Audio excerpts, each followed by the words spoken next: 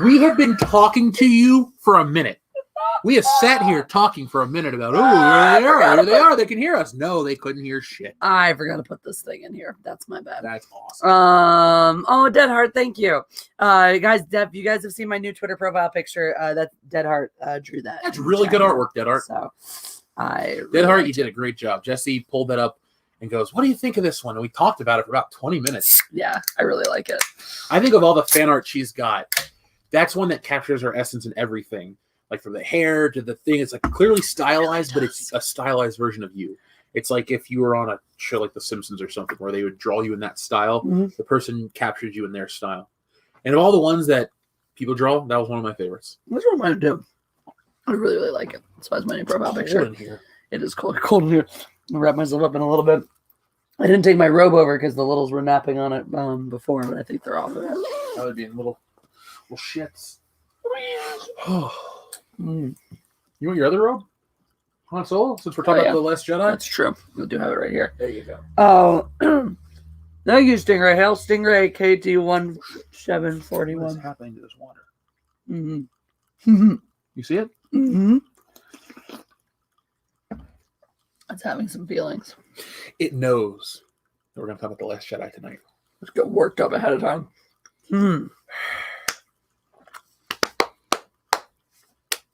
Sorry, I'm eating an orange. I just said I was going to do that now.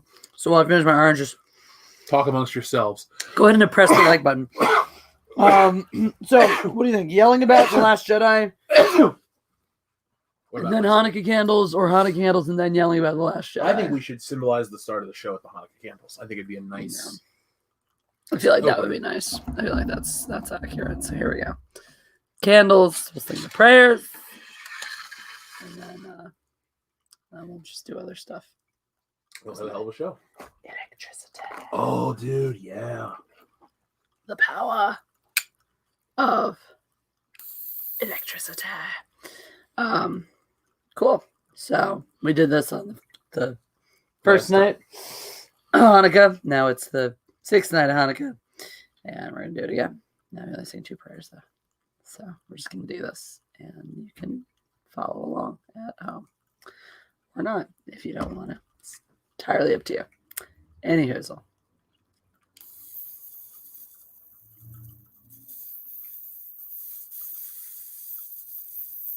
Ooh, wow. Yeah, it was interesting.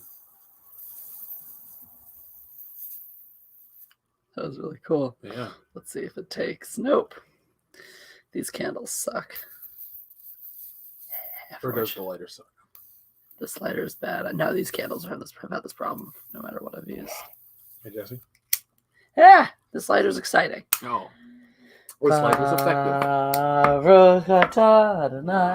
Eloheinu melech haolam, asher kiddushanu mitzvotav, etzivanu le'aglik,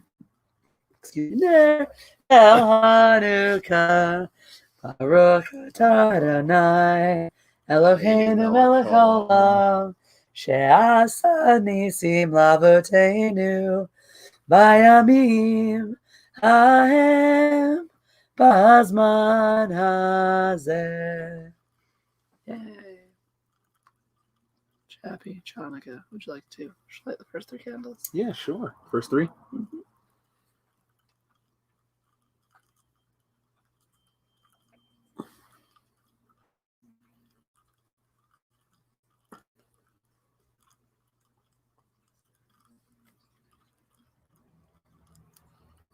So I think we're also... Oh. Nice. I almost made a mistake. Mm-hmm. We're also... In Advent. I think it's Advent. Oh, exciting. Make sure.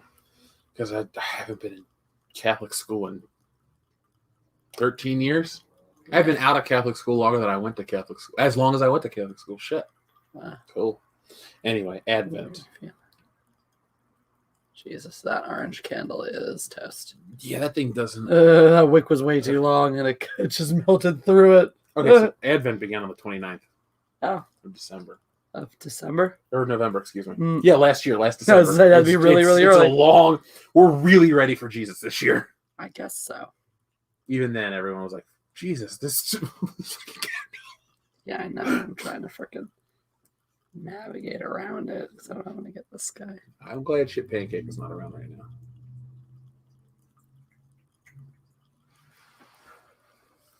Ew, he's eating the puke. Ew.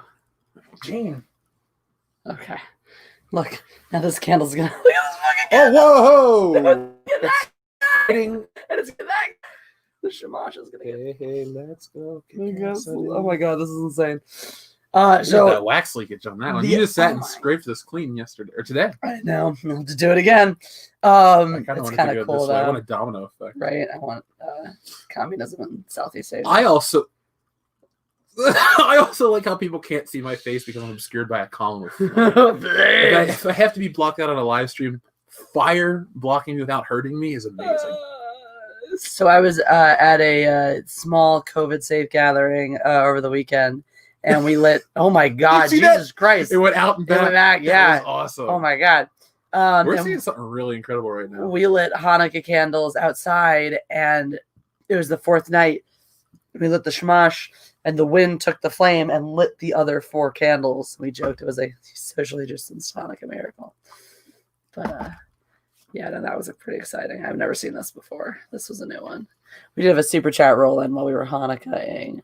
Albatross Flight, I usually spell it O-Y space V-E-Y. But your way works too. And then person. Oi! Oi! J-Hando4 says, good evening / morning, y'all. Good evening. Good evening to the rest of you for whom it is night. J-Hando4. Good morning to those for whom it is morning.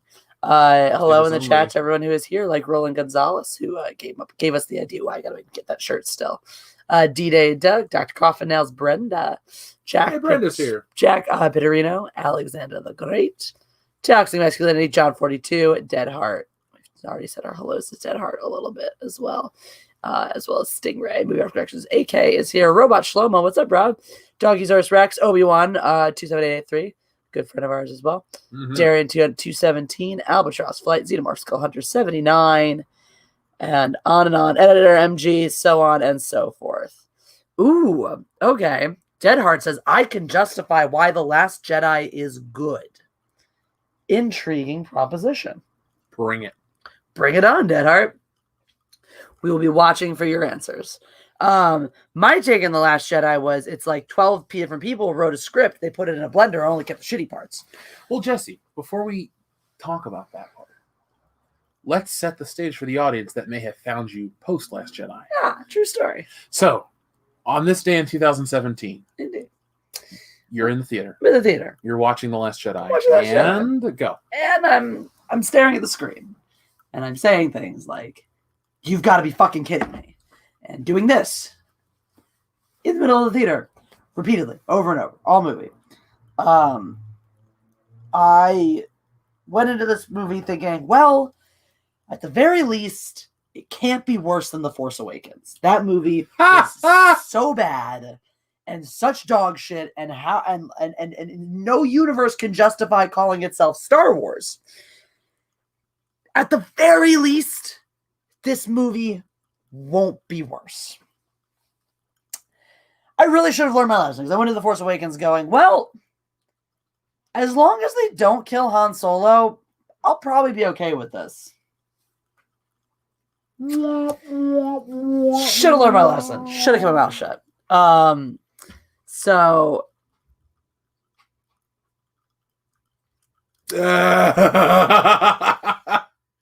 Did you read it? The oxygen in the movie was an essential part for the characters and their reason to exist. There is oxygen throughout the saga. Without it, there would be no story. That's why it's good. Well, I can't really argue with that logic. That is Bolam levels of awesome. Oxygen is good, right? Oxygen is good. And stuff. Can anyone refute that? Oxygen is good. I mean, even Admiral Mahdi. There was oxygen in that movie. Yeah. Without oxygen, none of that movie could have taken place. Family. I agree. So I can't actually refute that. Well done, sir. You've done it. Thank you, Denner. Anyway, guys, if you're just joining us, I pressed the like button. So I left this theater in a blinding rage and a fury going, how? How did they make something worse than The Force Awakens? And so I'm mile a minute on the way home from the theater, and we get back, and my friend says, like, you should probably put this on YouTube. I was like, oh, I'm miles fucking ahead of you. Wake up the next morning, turn on my camera, 21 minutes of pure rage and fury, including things like the jizzing force all over the place came out of that lovely rant. And now that our candles have calmed down, by the way, I'll move them a little bit so we can see Jeff's face. We don't have to. What I really should do is just rotate it so I'm using the force to do this, actually. My other arm is not doing anything. Oh, it's doing something. So it's just not touching the candles. Yeah. I'm using the force. I'm really good at it. If I light the entire apartment on fire. Dr. Coffin Nails, I don't believe you. What did he say? He quit oxygen years ago. I don't know. John Once LaJoy you start, you can't stop. John LaJoy is a pretty convincing advertisement for breathing, so that's one of my favorite pieces of his. There you go. Man, this is like a Jackson Pollock down here. Somebody just sent me an intriguing text message, and by somebody intriguing, I mean I might not have to wake up early tomorrow, but I can't see it. I can't find my phone. We should call your phone so we can find it, because this stream could get way better. I mean, here it is. There could be drinks involved. Oh, okay. So it's extra work, isn't it? It's it probably has to cancel because she says, I don't think we need to meet later. Okay, I can't really do much later. I have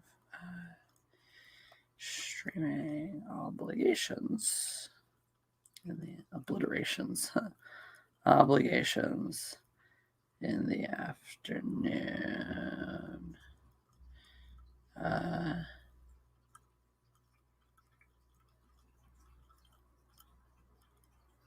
Friday. La la la. Okay. So, Big Boar. It says, stop everything. Jesse, is that a Wuzzles t-shirt? No.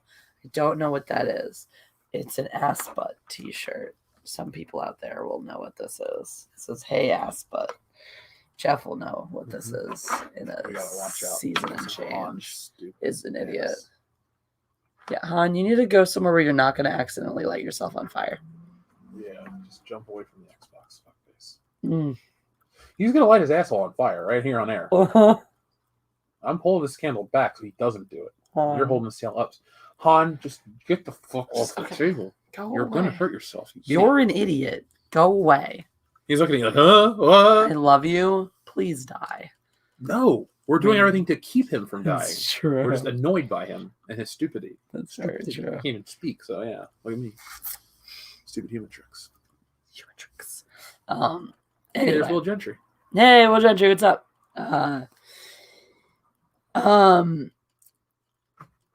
So. Continue. I love you too.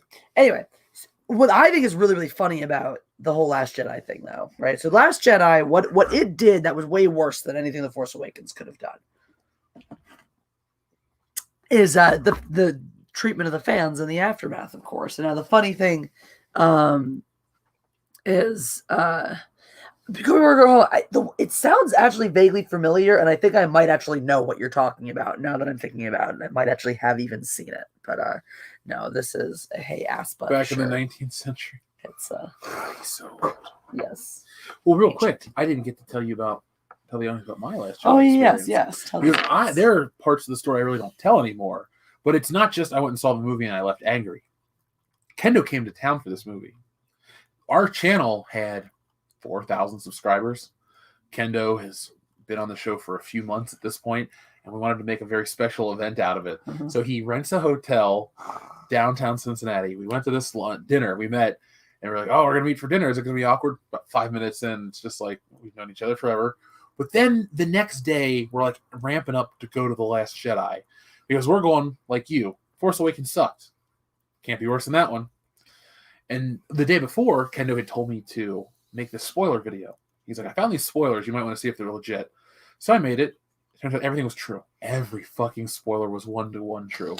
Our channel starts blowing up, and we go to the movie, And right before we go to the movie, we went to the Hofbrauhaus, and there are all these people cosplaying for Star Wars. So we're spoiling the movie for him because we know Luke died. So we're like going, Luke died! Just screaming it out at the You're being restaurant. those assholes. Because I knew it was going to happen. And so we get into the movie, and like I'm ready to fuck shit up. Like I'm in a good mood because I know it's going to happen. But I don't spoil the movie for anyone. I don't scream out what happens. I don't do any of the twist shit. But I almost get into a fight in the theater at the end. And I've told that story on air before, but it's my favorite thing that somebody almost got into a fight with me over The Last Jedi. Oh my god.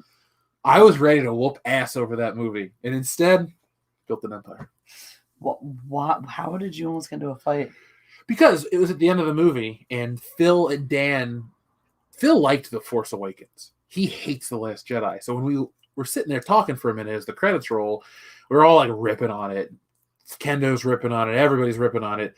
And then I made some kind of comment about, yeah, and the whole PETA allegory with the fucking racehorses. That was a little on the nose. And some douchebag goes, I don't know. I like heavy-handed shit on the nose because I like animals, unlike assholes. I was like, you want to say something to my face?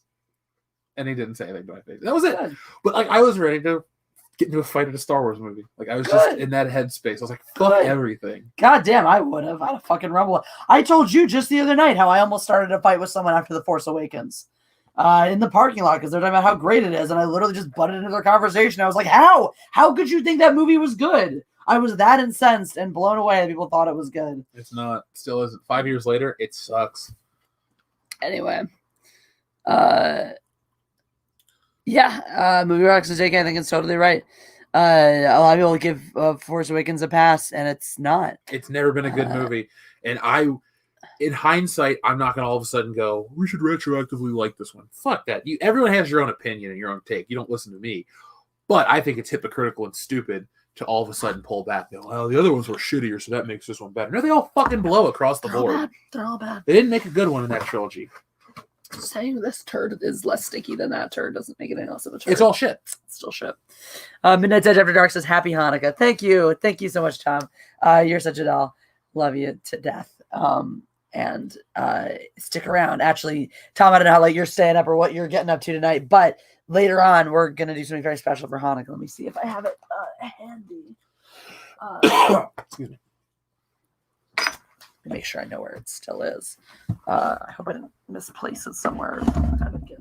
So, for a moment while Jesse's away, I don't know if anybody ever saw this episode of Family Guy, but apparently Optimus Prime is Jewish. That was a banished episode of Family Guy called When You Wish Upon a Weinstein. Because he sings a song called I Need a Jew.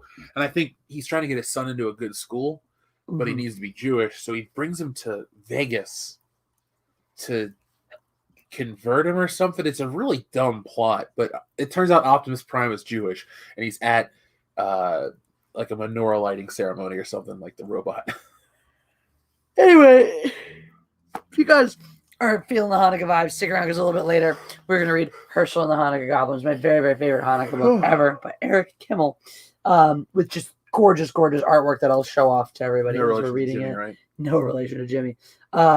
Just absolutely gorgeous artwork. Fantastic children's book. Exact everything you want from a children's book. And we're gonna do that later because it's so much fun. But anyway, thank you, Tom. Lovely of you to pop in. I just would like to say before you read that, the illustrator's name is amazing. Could you read that? Oh yeah, audience? I forgot about Trina Shart-Hyman. That seems like a made up name. But Trina Shart-Hyman. Trina Shart-Hyman. That's her name, folks. Say it with us. Trina Shart-Hyman. If you say it 3 times fast, you poop your pants. Hold on. Pull the wall mirror down, and let's say her name into the mirror 3 times and see if she'll appear. Trina Shart-Hyman. Trina Shart-Hyman. Trina Shart. Oh man! Thank you, Mighty Geek Studios, and everyone else wishing a happy Hanukkah. Happy Hanukkah, hugs and mayach to everyone else out there celebrating happy holidays, happy holiday season to all you goys, all yim goyams, boys and girls, and press the like button if you have not done so already. We have more people watching than we have oppressions, which we want that.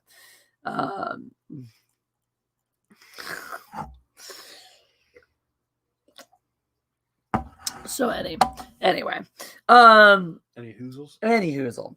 The really funny about Last Jedi, so it stokes this animosity, which was never there before, which it just brings about the climate.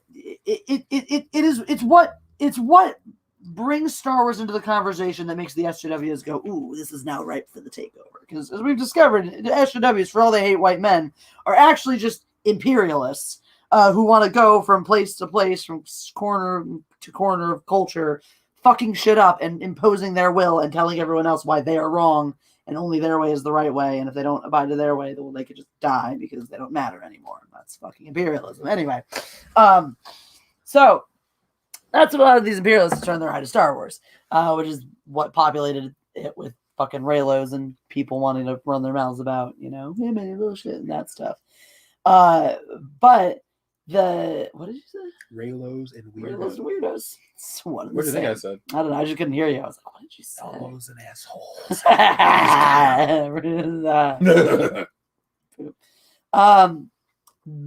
Miss. That stream is not ending, folks. Do not click away. You realize when people see you do that, they're like, well, they ended the stream. Good night. And they just instantly fall asleep. They immediately fall asleep. They see my tongue stick out. Just Pavlovianly conditioned everyone that when my tongue sticks out, I just fall the fuck asleep. That's logic. Anyway, Kobe Borger Holmes says another great name is Buster Hyman. True story. Uncle T-Bird had a band in the 80s, and their band name was Buster Hyman and the Intruders. They used to play weddings. Oh my god. Could you imagine having a wedding and the ceremony has the band Buster Hyman and the Intruders? What the fuck? My family is weird. Oh, thank you, Leroy. He says Hanukkah Sameach, Jesse and Jeff. That means happy Hanukkah. Thank you, Leroy. Yawn. From Australia. I hope you and your lady are having a good holiday season out there as well. We miss you. Is that? Rocky and South. Cool. Mm-hmm. Yep, our peeps. It's weird. I spent more time walking around in LA with them than I did the entire rest of the year. That's very fucking true. If it wasn't to go to the grocery store or to Target or some shit, it was, we're here. That's very true. It's very, very true. I said it in like a sad way too. It's a decent city, there's shit in it. That's the thing people always want to be like, yeah, there's a lot of bad shit in LA, but the thing is there's everything in LA. So all the good shit's here too. You can have it. And unlike New York, where it's all on fucking top of you and you want to die because you feel like you're choking to death trying to breathe air, in LA it's all spread out. So you just don't have to go with bad shit. I just avoid all the hipsters in the SJW. You know what you don't have here? Your river never caught fire, so our river had to be, had to more have than 3 inches. Had to have someone fight tooth and nail to stay classified as a river. So the river's a goddamn joke. Matt G says Riff Tracks called the Emperor in Emperor 9 the Sheevester. Nice. Have you ever experienced a live Riff Tracks theater experience? I have not. No, I have heard that they are. I got to experience The Room as well as Samurai Cop. Now, The Room was completely uncensored, but for some reason they edited Samurai Cop. And the only reason I bring this up is it was the same problem. The Room, it was nudity. They cut out all the nudity from Samurai Cop, but they left it in The Room, and it was like the same level of gratuity. So I just found it odd that they would find that offensive, but not The Room. Anyway, The Room is so stupid. Look, The Room is stupid, but I enjoy it. It's like that walk around Ralph's is awesome. Y'all have amazing supermarkets. Thanks, Leroy. We enjoy them. We're really digging our new one. The Whole Foods. Yeah, our Whole Foods life. I enjoy it because we walk. It's not even about the Whole Foods. It's that we've lost weight because we're walking everywhere. And then where they got this juice bar in there, so we're drinking juices and smoothies. Don't tell anyone. I called my mom. I was like, "Yeah, I've been losing weight, this and that." She goes, "What's wrong? Are you sick?" I'm like, "Wow." After all these years of not doing the right thing, it's like, yeah, it happened. I did the right things by mistake. I'm not sick, Mom. We're just drinking smoothies and walking. Side note, just random thought. You notice one of Loki, one of the greatest names for any character ever? Triceracop. Yeah. I'm sad it's taken. I know. That's why I was thinking of it, because somebody has thought. I would not have thought of it on my own.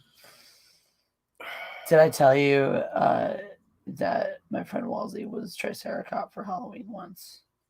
And then I think John was someone else. The dude. The main dude. Oh. So he's just a guy? Hmm? You know what it's from, right? Triceracop. From Kung Fury, right? Yeah.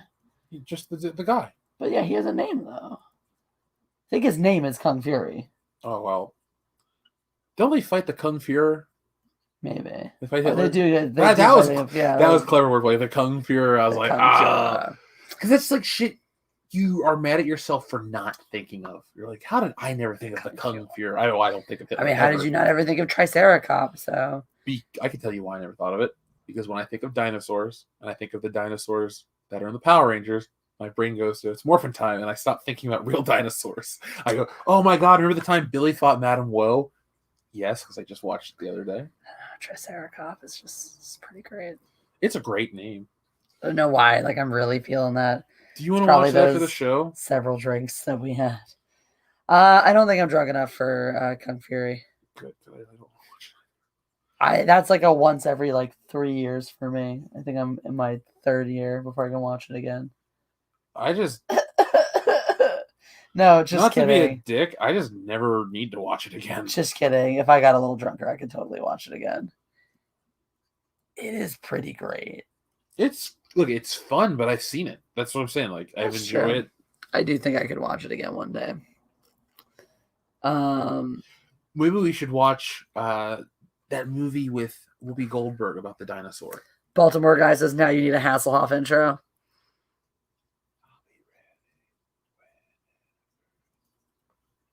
That was the lyrics to Baywatch. It's pretty good artwork. That's pretty cool. Yeah, it was really nice line work. Anyway, Triceracop, yeah. I don't know why I was thinking of Triceracop. Dude, Kung Fury had a budget of $630,000. That's a lot more than I would have expected. I think a lot of people think it's a small, low budget thing, and it's not expensive. But I knew it was like, I knew it wasn't just made by nobodies, Well, this is the guy from Lonely Island that's in it. Yorma Tacone. Yeah. But I was crowdfunded through Kickstarter. Nice. But yeah, I should do we should have more mini watermelons, and I should do a whole Baywatch intro with watermelons. Use water balloons. We want that natural. It'd be funnier with the watermelons. The point is not to make it realistic. Yeah, but I didn't want you to be running in the beach and have a watermelon hit you in the face. That would be hilarious. Are you kidding me? Knock if that happened, that would be the take I would use. Oh, okay. 100%. I have no shame. I know what's up. I will sacrifice my face for entertainment. Thank you, Baltimore guy. It is always good to see you. You guys are fine. Comma. I can tell. Theodore Rex, thank you, Wild Katarn. I I talked about the Whoopi Goldberg T-Rex movie, and I couldn't remember the name. Oh, Theodore Rex. It's dog shit. So those first two candles are about to be out, and the one on the left all the way is. Wow, it's just smoldering. Mm-hmm. Just a couple of wicks. John Wicks. Anyway, this is the film. What? Yes, Theodore Rex. I wonder if it's a success. It has a 2.4 out of 10 on IMDb. I'm so upset. Would you like to guess the budget? $300,000. $33.5 million. Remember, this is a Whoopi Goldberg film. I know. Would you like to guess the budget? Or the box office, sorry. One candle out. Box office was $33 million. I'm going to guess the budget. The box office was in $28 million. Well, I have great news. It has no box office. $0. Though originally intended for a theatrical release, the film went direct to video and consequently became the most expensive direct to video film ever made. A $33 million direct video. Won a Golden Raspberry. It was the first direct-video movie to receive any sort of Razzie nomination. Wow. It's not a well-received film. No shit, Sherlock. It doesn't look low budget though. No. It looks retarded, but when you see it in motion, it's fully animated and pretty well animated actually. And then Whoopi Goldberg's costume isn't, low budget. No. It's just Whoopi Goldberg. I just forgot there was a time that she wasn't fat. Yeah. Have you seen many of her films? A handful. Yeah, I'd say don't watch anymore. I don't even know which ones you've seen. Just don't. Don't. Like Sister Act. That's a good movie. I like that one. I've like seen Sister Act Ghost. too. I never saw Ghost. It's fine. We should watch Jumpin' Jack Flash. That's one of my favorite Stone songs. God. Anthony, she always says this is Carol Baskin's fault. Damn right it is. That bitch. That's why you got M-Preg, bro. God damn. And Bionic Belly Button says, Happy Hanukkah. Thank you, Bionic Belly Button. That's a cool screen name. It is. That's another one I see a long time ago. So, hello and welcome. Tonight is a night of returns. I know. I saw 4067 come back. Ooh. Voorhees. Wow. The return of Voorhees, huh? That's an exciting moment to be alive. Haven't seen that guy in a minute. Wonder what he's been up to. So that was like in my face. I was trying to get that off or out of the. Oh yeah. And it was like, oh god, I don't want to block the candle. Shit. I was like, That's all good. That's why I made that weird face. I'm not having a stroke on air. That's good. I'd be really sad if you were. I'd be really, really fucking sad. I just get tired sometimes and I stop caring. It's like, oh, fuck it. I get too tired to think at times. You get too tired to function at times. Every day. I get too tired to function. Can you believe we went to Retardation Station earlier? Yeah. Whole Foods. I don't feel that retarded. Well, neither do I. That's why we all at dinner. Our smoked salmon. See, that's the worst / best part of your streams. Your streams are fun, but I know it's like that final hump before dinner. Right. So in knowing that we have lox and bagels and all that fun stuff tonight. We should watch a fun holiday movie. Sure. What's a fun holiday movie? Any recommendations, folks? Do you have that rule that I have on the channel or the Patreon where people that are a certain tier can recommend, like we'll recommend a movie, we guarantee we'll watch it? No, but that reminds me, we will do that for $100. $100 super chat will do it. But that also did remind me that there was I did not realize this until today. We had a super chat come in just after signing off last Thursday. So Jun Wong, I don't know if you're here or if you are going to be here or be watching the replay at any point. But thank you. I did see your super chat when I signed back into YouTube today.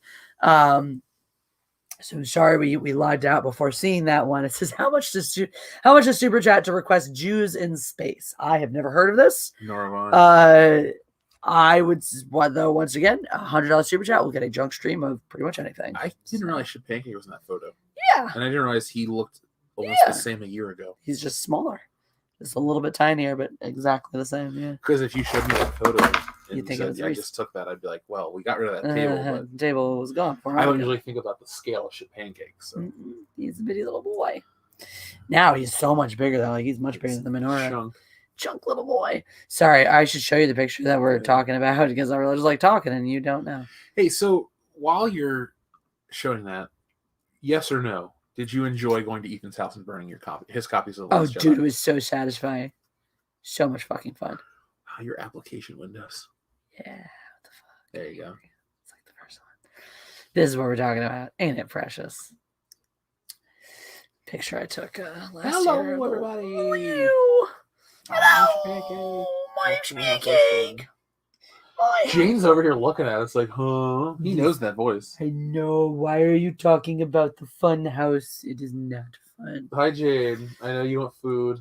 All you do is think about food and climb on me. So, to Jin Wong or anyone else who may or may not want to super chat us and to request us to watch Jews in Space or any other thing, a $100 super chat will buy your movie request. Doxy Bomba, we just watched those. What did we do? Oh, yeah. We literally we've been watched 2 yesterday. Okay, yeah, it was lunchtime we watched them all in 2. Yeah, it's like afternoon. What a great way to spend a lunch. Oh, it was so lovely. That's the part of Christmas films that I do, like that hopeful optimism, that time of year that we're supposed to, goodwill on earth and all that shit, or happiness on earth, goodwill towards men, all that fun stuff. Like, I enjoy that. But like I always tell you, I do love the cynical Christmas movies. A Christmas Story, Bad Santa, all of them, Krampus, because to me those are the more, well, I mean, not Krampus, but they're more realistic, because Christmas is not easy. No. It is like Thanksgiving was a shitload of work that we went through, but it was awesome when it all came together. It was worth it. Yeah. But that's why I think you'll appreciate Christmas Vacation, because the whole premise is Clark wants to have this idyllic Christmas, but then he realizes as an adult how much work goes into Christmas, and then his parents are like, "It's always been this shitty. We used to drink Jack Daniels to get through." Like, and you're just like, "Oh man!" And he has this like revelation, like there's no such thing as the perfect Christmas, but this is the perfect Christmas because it's my Christmas. It's like just moments like that. You have this nice, cherished family moment, but you also have the like cynical, "Oh, the family's coming. Oh, Christmas is annoying and shit." So, Home Alone doesn't do that, which I love. True. There's like a purity to Home Alone, which is nice. Now. What other holiday films are you feeling? I'd watch Christmas Vacation if you wanted to. Okay, then let's just commit to that one. The disc is right there. I'm in. I mean, it's 100%. Literally, I'm looking at it. Yeah, I see it. I see it. I'll clean it off and we'll put it in and we'll watch it with dinner. Great. I don't have a log. Yeah, we go. I'm looking forward. I hope you enjoy this film. I don't want to like pressure you into it, but I do have every National Lampoon's Christmas Vacation Christmas ornament. Good, you're off? Then we were really going to hit it hard. Should I get some wine? Should we turn this into a Thirsty Tuesday? We can. What do you guys think? One in the chat if you guys want us to hang out and get a little, have a little fun. Give us all those bottles of wine. We do a lot of bottles of wine. And we have a new wine opener, too. We haven't even tested. Yeah. And I can be in it with that one, too. That's true. Honestly, that one's easy. It's the leverage. Yeah. A Nightmare Before Wokeness. That's 2 votes. That seems like enough to justify drinking. One it is. I'm just gonna get the stemless glasses. I have no desire to fuck around. No.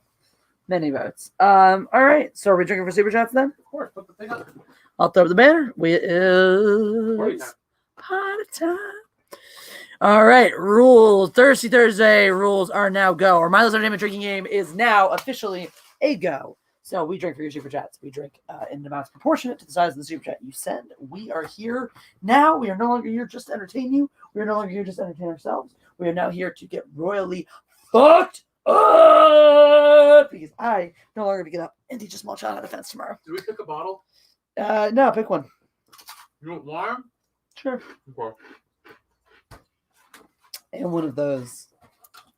Oh man, we'll get real bitter and vicious about The Last Jedi while we're here. Hee hee. So, hold on 1 second. First off, the cat buried their vomit under this towel. Pancake. That's your pancake. Thanks, your pancake. I cleaned it for you. Which, yeah, good. This is here. I went to grab this because it was here from Thanksgiving, and I was like, oh, God. That's why I brought up the thing. Anyway, thank goodness. All righty. Ricardo Martinez is ahead of us, so, you know. Hello, Ricardo, what's up? Awesome one. You should sleep, or you could sleep when you're dead. I don't know. You got to work in 4 hours at this point. I mean, I'm a big fan of sleep. I'm usually a huge proponent of sleep in general across the board. However, when you're down to those 4 hours left, you're not going to get a satisfying night. So, hey, you might as well just power through. Will you be as bitter about Firefly? Okay. All right. Well, that's a good question, Obi-Wan. Jeff, have you heard the rumor? What's the rumor? It's a rumor that goes around once every couple of years. Firefly coming back? That's the rumor. The rumor is that Disney is going to reboot Firefly. Why the fuck would you reboot it? It's the cast that makes the show, not the brand. So it's being... There's an extra treat for you. No. Schmaltz! Lando, come get Schmaltz. Help me out. Now, I will first off preface this by saying this rumor was reported on by our very, very credible friends that we got this covered. Oh, wow. They're so great. So, odds of this coming to fruition, I think, are about as good as every previous rumor about Firefly coming back, which is to say, zilch.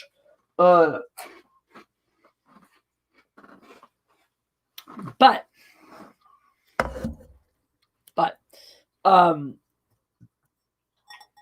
no, it shouldn't. Jeff's exactly right. It's the cast. Now the whole thing is the cast has always been willing to come back. You can still have. Ron Glass is dead. Thank you. I mean, to be fair, he's dead in the show too, or in the movie too, in the universe. So aged in whiskey barrels for 60 days. Fuck yeah, bitches. Oh, Jeff. What? Do me a favor. Yeah. Go to the closet. Get my orange and yellow knitted hat. It's in the closet on the far right-hand side. Look just either on... I might have fallen out to be on top of the hangers or right up tip top. If you don't see it right away, don't stress about it. What's it look like?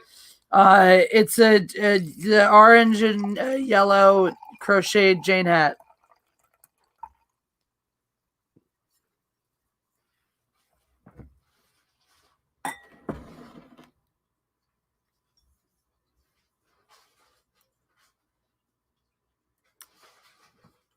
No way.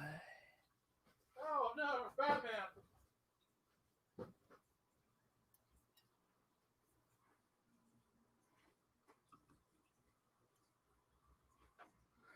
Anyway, sorry. I was just trying to see her. I should just bring it. There we go. I was like, where is it? I was like, I know it was you. There we go. Hey, all right. Bonnie Belly Button, does that answer your question? And for the first super chat of the night, Bonnie Belly Button asks, do you still have your Jane hat? I do indeed. Tis a good hat. Tis a very, very fine hat. I think it's a good look one. So that's why now I'm trying to look. I do too. Man who wears that hat isn't afraid of anything. True, even this hat. So not only do I still have this hat, right, which is a very special hat to begin with. So now I'm looking at your profile. You're not the okay. I was wondering. I was like, if you're someone I know, maybe not. Okay. First of all, thank you for the super chat, Bonnie Belly Button. Cheers. Drink into that. Very special hat. Given to a very special friend.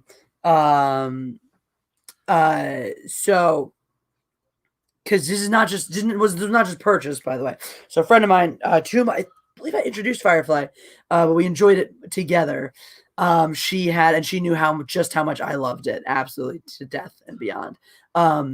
Had somebody crochet this hat for me for my birthday many years past, which was already a very, very special hat. Then happened to have this hat with me as one of my only warm hats at Star Wars Celebration in Chicago, and where I got Alan Tudyk to lovingly scribble upon my hat. So this is Alan Tudyk's signature.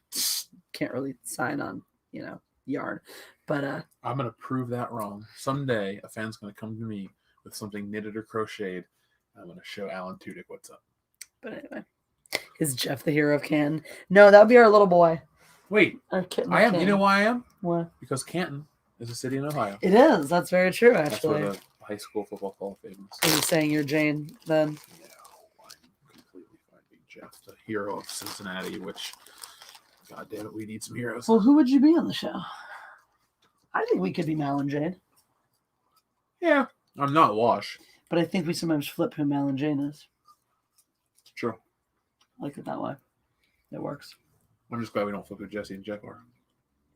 It'd be weird. I like being Jesse. I like Jeff. I like being with Jeff. I don't think I want to be Jeff. Yeah.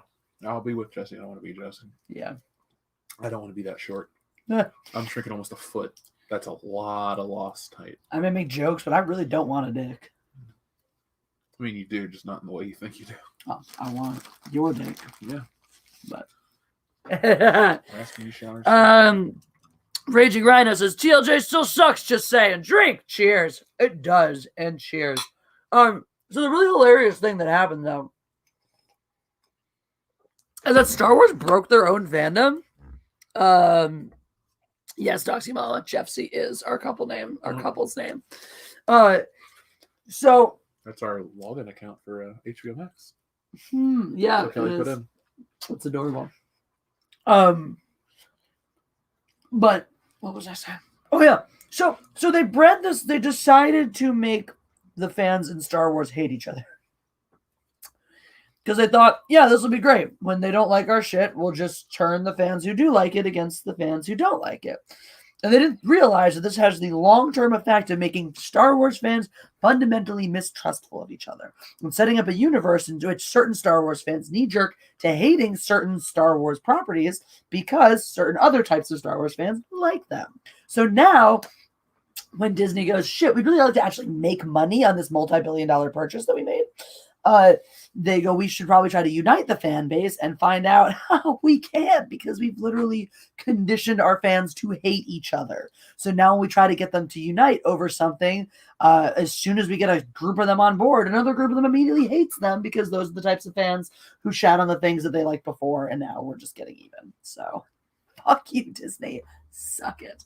That's the culture. That's the legacy of The Last Jedi. And that's what people say, why are you still talking about this years later? Why are you still harping on this? That was the first movie. Ghostbusters came out in 2016, and there was a little bit of the, not enough men went to see the movie, which is why it failed. Okay, so you're starting to get this identity politics narrative in here, and this and that and the other. I mean, even before that movie came out, you did have Paul Feig. And that's why Richard Roper, the film critic, I was actually impressed because he had the balls to tell the truth about the movie. He even says in his review, like, I know a lot of people are afraid to say this, but this isn't a very good movie. Mm-hmm. Like, that was the climate that they were setting up because they're all insulation techniques. Mm-hmm. It's not about keeping your house warm, folks. It's about keeping criticism from them. Exactly. They will be able to tell you, you can't say this. We have... Honestly, it sounds really crazy conspiratorial, but think of it like this in the greater scope. Oh, you can't critique this movie. We have an autistic lead actor. You hate autistic people? No, well, then you can't hate our movie. Then they try to shut you up. So if you notice, there's this weird push for diversity, but that also serves as insulation from any criticism. Because every time you say, well, I hate The Last Jedi. Well, because it's got a female lead? No, it's a shitty Star Wars movie and a bad movie. No, you just hate women. No. All these identity politics movies have that built in. It reminds me a lot of the obnoxious people I went to college with who would do things. There was one in particular always came to mind. She had it rough, no question there. She went through some horrible shit, some real serious trauma. She was real fucked up about it. But she wanted to tell her story of her pain through her art. So you could never criticize her art, because if you criticized her art, then you criticized her pain. And that's what this shit is. It's exactly the same kind of shit. It's like, I don't want to be confronted with my own shortcomings. I don't want to be forced to get better. I just want to keep jerking myself off forever and ever and ever and being told that it's art. And so you have a climate set up by Wokebusters trying to whatchamacallit,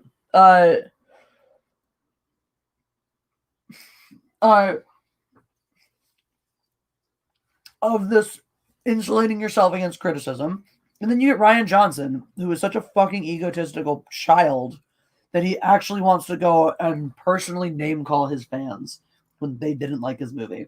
And I don't think we've ever seen a movie of that scale have such direct interaction, like direct one-to-one backlash. I mean, you have things like, certainly you can go to, it's not the first time we've had fan backlash in Star Wars. And go back to episode 1. And Lucas had a response to that too, and it wasn't benevolent. No, but look how the fans... I think Lucas treated it better. Because instead of, taking the people versus George Lucas and trying to sue people and threaten them and do all these things, Lucas didn't handle everything the best, but he also kept his mouth shut. I think the way he handled shit was McClunky and selling to Disney and all these other ways, these really deep fuck yous, but he also never said fuck you to the fans, and he didn't go after them. No, and he took it on the chin, and he whatever, and he handled it like you should publicly. And also, he took a lot worse, and I think it was a lot less deserved as well. That's another thing too. I agree. His movies are nowhere near as... Even before those came out, I would have told you. I've always said people were way too... The thing is... I've always said that people were too hard on him for it. They're not good. And I won't defend. I won't say that they're better than they are just because the sequels are worse or whatnot. But I have always felt that people were way too harsh on him for what they are. And I've always felt that while they are not good, they are not nearly as bad as most people write them off as. And that is something that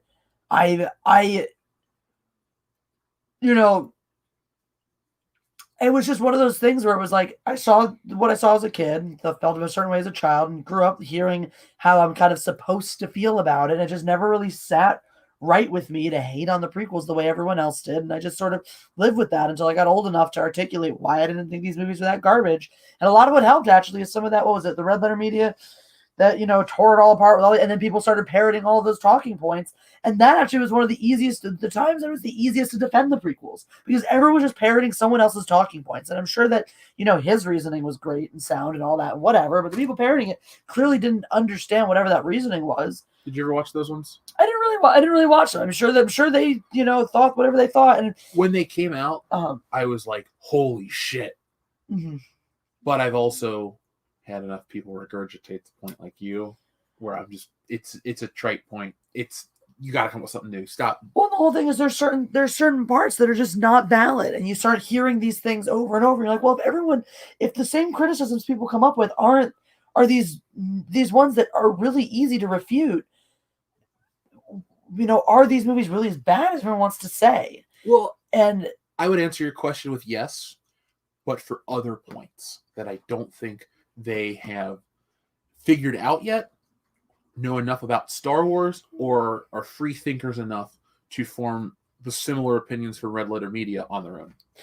Maybe. I also do think that they just get canned a lot more than they deserve. I really don't think they're nearly as bad as everyone. I think they're also there's a big difference too between making a bad movie and making a movie with potential that went bad at some point. And I feel like the prequels are those. The prequels are movies that they're not all bad. Not everything about them is bad. It's not completely off the rails bullshit from start to finish. There are some good things. There's a couple tweaks here and there. Like, it wouldn't take that much to go back and make them good. You don't have to fundamentally change the story, the character arcs or anything like that to make them good, I would say you do for episodes 1 because you have an inconsequential movie. So you have a series of events that need to get you Anakin Skywalker in the story, but you also have a lot of useless events. And Star Wars' greatest feature, that first movie at least, was there's no fat. I think episode 1 is the fattiest of all the Star Wars films. That maybe, but the thing is though, is it really nothing? Because it does more than just bring in Anakin. You do have, it's the whole thing. It is a very dry way to do it, but it does set up Palpatine's ascension to power. That's the whole thing. And so, I think if you can so again, the abstract idea of, okay, this is going to be his foothold into power. Okay, you can tell that can be the impetus behind your first movie. You just have to tell it better. I don't even think they were trying to tell that story. That story is there. I'm not stupid. It's not the focal point. But they were trying to tell you a kid's story and a lightsaber story and a million other things, and Palpatine was the background. Yes, my point is that though, pieces like that, like his ascension to power, that's very, very important to the narrative, is there. So you don't have to rework. So you take things out, make that a more focal point, make your other plot points connected, tie back into that. Is what I'm saying. You'd have to spend a chunk of the movie, though, I think, on Coruscant to restructure that, because I feel like they treat a lot of the Senate stuff. Think the first movie. Really, Jane? What did he do? He fell off my shit and then ran off. Oh, Jane. He's scared. Why? Jane. So I think, I think yes, you would have to go back and rework and change a whole lot of, what I'm trying to say is, unlike, say, the sequels, right, where you'd have to scrap the characters, you have to scrap, there's so much you'd have to scrap the entire from almost everything and start fresh. You don't have to do that with the prequels to make them good. You can keep the characters, you can keep a lot of the character arcs, you can keep the arcs, the plot arcs that carry from 1 to 3, you can keep those. All of that's fine. You just want to go and tweak some of the details so you don't have this stupid ass romance in 2 and all this fat in 1 and all this fucking into turning, Padme into a pregnant in 3. Well, the only reason I say episode 1 is so inconsequential is because all of the stuff that you brought up, like the Palpatine stuff, really, if you never see 1, You get all the context you needed too. Yeah. Because Chancellor Valorum and this emergency power shit, episode 1 takes place 10 years before 2. So that's another reason why I always go it's inconsequential, because a lot of the stuff they set up in that, yeah, it's world building or whatever, but you don't need a 10-year gap. Probably the really important things are actually happening in those 10 years. Yeah. That's why I think Lucas missed out. Yeah. Because trying to have Anakin be found on Tatooine and tie it back together with Luke is where he made his mistake. Yeah, and he, needs to be old. And there's, even if you really need to present him to Tatooine, there's a way to do it. I think he should be old and all that. But my point is, though, like, the whole idea of, like, having those important points, because the thing is, the important things that happen in those movies are, Anakin, being found, Obi-Wan deciding to train him, and Palpatine beginning his ascension to power, which are all very important plot points, but everything in the movie to get to those is very inconsequential outside of, like, you could say Darth Maul and a little of that setting up the tensions of the Jedi and the fear, setting up the fear in Anakin and whatever.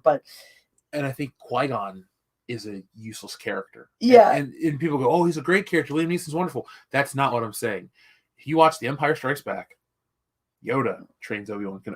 Yoda instructed Obi-Wan. Those are literally the words. All I'm saying is, like, I think Lucas told another story that you didn't need Anakin or Obi-Wan being this young guy that was full of piss and vinegar trying to be this whatever. He could have already been. He should have been where Qui-Gon was, and Anakin should have been where Obi-Wan was. Yeah. He's just this. I didn't know where Obi-Wan was. Was it wrong? No, it doesn't. He's there. Yeah. We don't need, like, trying to make Anakin this natural, Christ-like birth. This amazing, immaculate conception. Like, that to me is when there's too much, and Lucas is becoming too much. I thought he should have just been like child of a slave or something. Because then he opens the door for this whole, no, he's actually the powered child of Palpatine, which, like, I get it. It's retarded. I'm sorry. I know people are like, that's canon. That's the way it is. He actually is the child of Palpatine, and that's the thing. It's fucking retarded. I don't like it. I think it's stupid. I don't think it works in Star Wars lore the same way as him. The whole point is that he's this Christ-like thing. And in Christianity, you can have a fallen angel as well as, your whatever. Yeah. The Antichrist is also a thing later on somewhere. But I mean, like, the Christ allegory is there. You have the Christ allegory, but then you also have the Lucifer allegory. The chosen, the God's child who's fallen. So you have both, and it works as a dichotomy in there as, like, this. Instead, what you get is this weirder sort of Antichrist, child of Lucifer, kind of child of the demon child. More. I think that works really well in Star Wars, the idea of using, like, to create life through the Force. But everything we saw Shmi Skywalker on Tatooine and all this shit, had we had Anakin start out like Obi-Wan, where we don't know anything about his past, this is where his story starts, this day. When you get to episode 3, if you talk about these little things like, because it's implied, so if they imply it like that, then because you don't know where he comes from, it makes it a better story because your brain starts to fire. If you go, okay, then why is his progeny on Tatooine? Why did he choose Shmi Skywalker? Why wouldn't he want, like, all these things? Like, it doesn't make sense enough.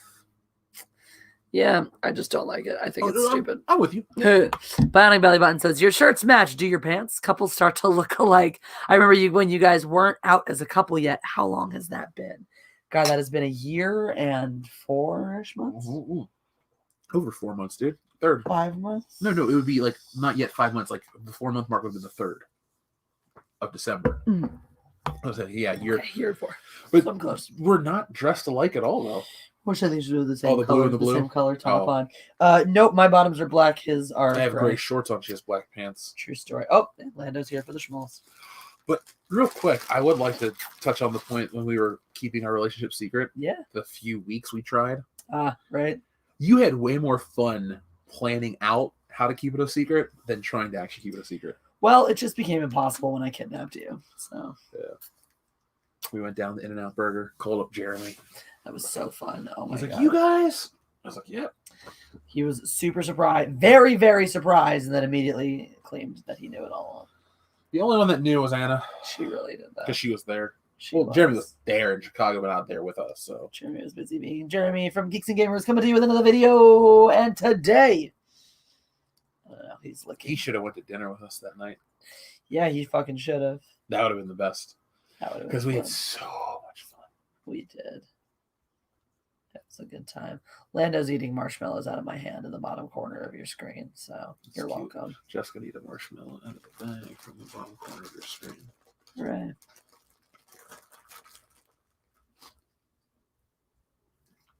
There you go. Love you. I'll give you a sweet kiss. What the hell? Pancake, stop. No! Let's see what was under it. And do you want marshmallows or not? Lando, you can eat marshmallows. Nothing bad is gonna happen to you. Eat the fucking marshmallows. Why is he 'cause now watching? My hand is sticky. Why is watching me eat marshmallows? Do you want the schmoles or not? Have the schmoles. Don't lick it. Eat it. He's retarded. He knows. All of our cats. Lando, you're allowed to eat marshmallows. You keep looking at my eyes. Pancake, come on. There you go. So he's dropped. Pancake, stop. He's just back there knocking shit down. Lando, eat the schmoles. Here. Why are you afraid, Lando? It's not like you did anything wrong and you got in trouble. He's like, I'm always in trouble. Lando. My knife is big. He's scared of me up there. Eat your fucking marshmallows. Jesus Christ. Yeah. Oh wow. But glad you're still with us, Panic Belly Button. It makes me happy. It makes me very happy. To see that we keep our peeps around. Anywho, no, it fucking If I may say, this hour has gone by incredibly fast. It really has. It's been a really fun hour. The Last Jedi is one of those things, though. I'm not surprised you almost got into a fight over it. It's one of those things where, I won't be nice about it. I just won't be. You've already seen. You forgot to drink. Oh, did we? I thought we did. I didn't.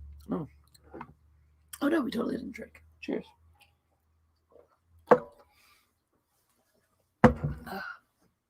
Lando, eat your schmoles.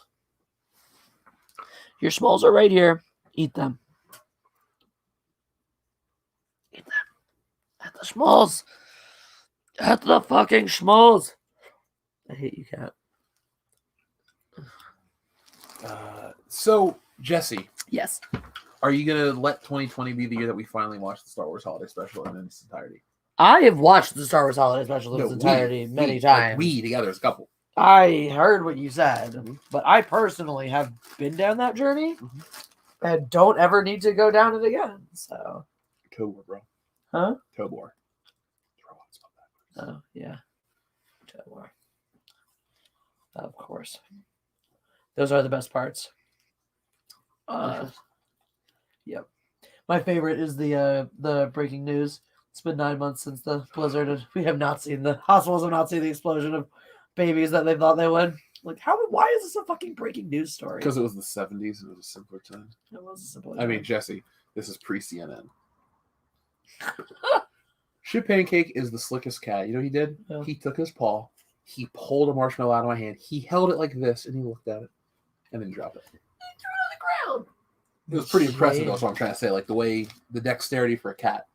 Do you want a schmoo? He has the opportunity. He's licked one. Lando, I fucking just tried to give you these. Did you just throw marshmallows at him? These are from Papa. Don't eat them. Why are you so weird, Lando, right now? Would you like a schmoo? Jane of the schmoo. Jane of the schmoo. Jane of the schmoo. Jane of the schmoo. Jane of the schmoo. Jane of the schmoo. Jane of the schmoo. Jane of the schmoo.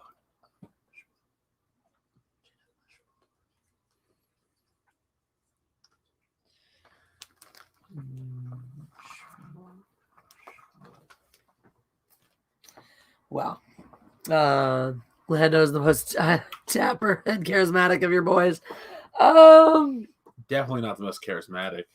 Maybe. He might be. Jane has a schmoll. Did you see him take it? Mm-hmm. He took it. And did you see Lando go, what the fuck? That's mine. And now he's sniffing for it. Yeah, I got it. Fuck did it go, you assholes? Knocking schmolls into my hat. Your two-dick hat? Oh, got another super chat, Jesse. Yeah, that means more drinking. Where did this marshmallow go? Thank you, Bionic Belly Button. What did she say? Your super chat, you got to read it. She says, Jeff, can you smell what The Rock is cooking? You look like The Rock to me. Oh, he gets it a lot. He likes it, though. So, do you smell what The Rock is cooking? To be fair, he never says can you. So, okay. I'm a Rock nerd. But yeah, if I get really drunk, I'll do the way he ends it where he screams it into the microphone. It's fun. We have a lot of Rock stuff in this home. There's a huge brown box behind us. There's an $825 Rock statue in there. I bought that shit last year. Not expecting space confinement issues. But you know what? I wouldn't trade it for anything. I'm very happy here. Shadow Dice Gaming, we have 4 cats. And they're all tuxedos. Wheezy Bird says, what if Mace is the cliffhanger of Mando Season 2? Then I am fucking out. Yeah. No more Jedi bullshit. No more Jedi bullshit. No more fucking member berries. No more crossovers. No more backdoor pilots. No more. Samuel L. Jackson is a wonderful actor, and I Love respect the fuck out of him, but his ass is dead in Star Wars. Yep. You know who else? It's funny, by the logic, well, you didn't see this person die, so how do you know they're not dead? Well, I saw the Emperor die and explode, but he came back. Yeah, so fuck you. Yeah. Chain like schmoes. Chain like schmoes. Look at him eat. He was pawing for more. You want another schmol? You must take, you just took my hand. I watch him. Scooped it. They're learning that from me in the Secret Treats bullshit, which is not good. They're getting too because these cats are becoming smart. They're fucking smart holding their hands out for shit, and they're spoiled. popping their claws and pulling it into them. It's like they have, they're like cartoon cats. Shane, do you want a schmol? Do you want it? You said, give it to me. You have to grab it. Yes, I will grab it with my mouth. Mm-hmm. Jane of the schmol. Jane, do not spit out the schmol. Not once you've already licked it. It is sticky now. There you go. I think what's happening is he's trying to eat it and it's sliding out. It's funny to eat it. They make funny faces when they eat it. That's why I love it. Because they don't put their food in there. They like, because if you listen to them eat the Secret Treats, they crunch them and then like they grind it up. In Sometimes they don't even bite. They don't even crunch them at all. Sometimes they just wolf them down. I always put them on the ground, Uh-huh. so they have to like, because they're trying to pick up. Like, Oh, they take him out. As soon as a Schmango pulls him out of the hand, he'll just. He now is not satisfied with one at a time. When you hold him in the hand, he will take them multiple, even if he ends up dropping the other. You know why ones. that is, right? Huh. Because when I give him a handful of them, I just put a whole handful of them right to his mouth like this, and he just eats them. He's also getting drooly with it too. He slobbers all over my hand. Now. Shit, pancakes falling apart. We got to really pull it back. You gotta pull it together. He's like Corey Feldman around 1997. Yeah. We really need to help him out. So here's the so the reason I brought up The Last Jedi, about how the way it's made all the fans hate each other too, is now we have the Mando and nobody wants to agree, and it almost seems like the kind of thing where like the second one person talks to another person who feels a different way than they do about it, it just solidifies how much, I have to love it or I have to hate it. Now it becomes I have to hate everything you like about it or I have to like everything you hate about it. And it becomes this ideologically driven crusade. Exactly. And so now we're seeing that like even amongst our people, you had in the fandom itself, the Phantom Menace, you had people who loved first season of The Mandalorian, people who didn't, who hated it or didn't care for it at all. And then coming into the second season, you had some of those people who were on board with the show stop liking it after certain things have happened. Other people who didn't previously like it better. Other people who've been on board the entire time. Other people, so it's been, and then other people not liking it. So it's been very divisive in that regard. And it feels like each time you have these fracturing of opinions, they immediately become solidified as these, like you said, ideological lines in the sand, really. Because, now I have to like this or not like it because of X, Y, and Z, as opposed to actually formulating opinions based on opinions. And that, to me, is a direct result of what The Last Jedi brought into the Star Wars fandom. Jen, you were just over there. I saw you. No, you were here. Bruce Jane always been there, and Schmanking was there. Pancake always been there. And Jane has always been here. Mhm. I was. Oh my goodness. And Lando, look at Lando. He looks like a different cat today. His like expression in his eyes. He does. Maybe That's very Lando older. died, and this is the physical embodiment of that ghost cat. Nah, that's Lando. I know. Nobody else is that bitchy. Jazz. He He did wake me up at 6 in the morning. I got woken up too. Because he wanted secret treats. You woke me up to tell me about it. Yep. So thanks, Lando. I got woken up at 6:45 because of you. Actually, you got woken up because you got my phone for me. So I Was could your set my bed? alarm. Yeah. Because I realized I'd forgotten to. Which is nice. But yeah. I'm so excited for tonight. Christmas vacation, your first time. I'm really excited too. When we Oh, Jane of my next sword. year, when we have our, I mean, we're going home for Christmas next year, but when we bring shit back, because we'll decorate before we go out of town. Oh yeah. Get my my little mini Chevy Chase Christmas ornaments that play music and talk. Get the Nice. Marty Moose. Okay, you really don't know much about the National Lampoon's franchise, right? Like you've seen none of them, correct? So in their world, they have a Mickey Mouse equivalent called Marty Moose, and their Walt Disney equivalent is Roy Wally, played by the guy from Home Alone 2 from last night, Duncan's Toys. Yeah. He has a little mustache, and he has dark hair back in that. Anyway, his character, Marty Moose, continues to pop up throughout all the National Lampoon stuff. He's like like a Mickey Mouse equivalent. So at the Christmas one, they have this really nice glassware set of Marty Moose glasses that they drink from while they make them in the real world, and I have them. So one year we'll drink eggnog out of my Marty Moose glass set. I love you. That's me. You're adorable. But yeah. So nobody it seems recognizes this shirt. Or well, the words is what you'd recognize. Hey ass, but so. Oh, okay. That's cool. Why's your pancake? Caught your pan. Caught your pan. You always look so betrayed. Yeah, you knew. What is that? Should I throw a small at him? Let's see. Jane was like, "Oh my god, I would like a small, they're please. going for it." Look at Jane. He's like, "You want this?" You want it? I don't. I just want to lie on the robe. My mom sent me a Christmas care package. Oh shit. What? Oh yeah, the big one. Oh fuck! I Yeah, forgot we that got we're drinking. We're drinking, dude. We have to finish this and then drink some more because this Yeah. is not half of a glass. Why don't we just pour half glasses out since we have the wine right here? Yeah, that's good. Yeah. Hey, let's go kick ass. Protect my balls. That's a really big half glass. Okay, here, then take some from me. No, I'll just catch up. All right, cool. Hey, let's go. It's We us. can do this. We're still us. I could chug this bottle of wine if I needed to. Damn straight.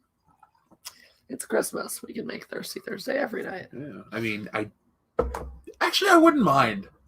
It's Christmas. Like honestly, for the 12 days of Christmas, I really got fucked up. Darian217 says, I recall seeing TLJ, sold out crowd, had very few reactions. One fan reacted to Mary Poppins negatively. One fan cursed it's bullshit when Luke faded out.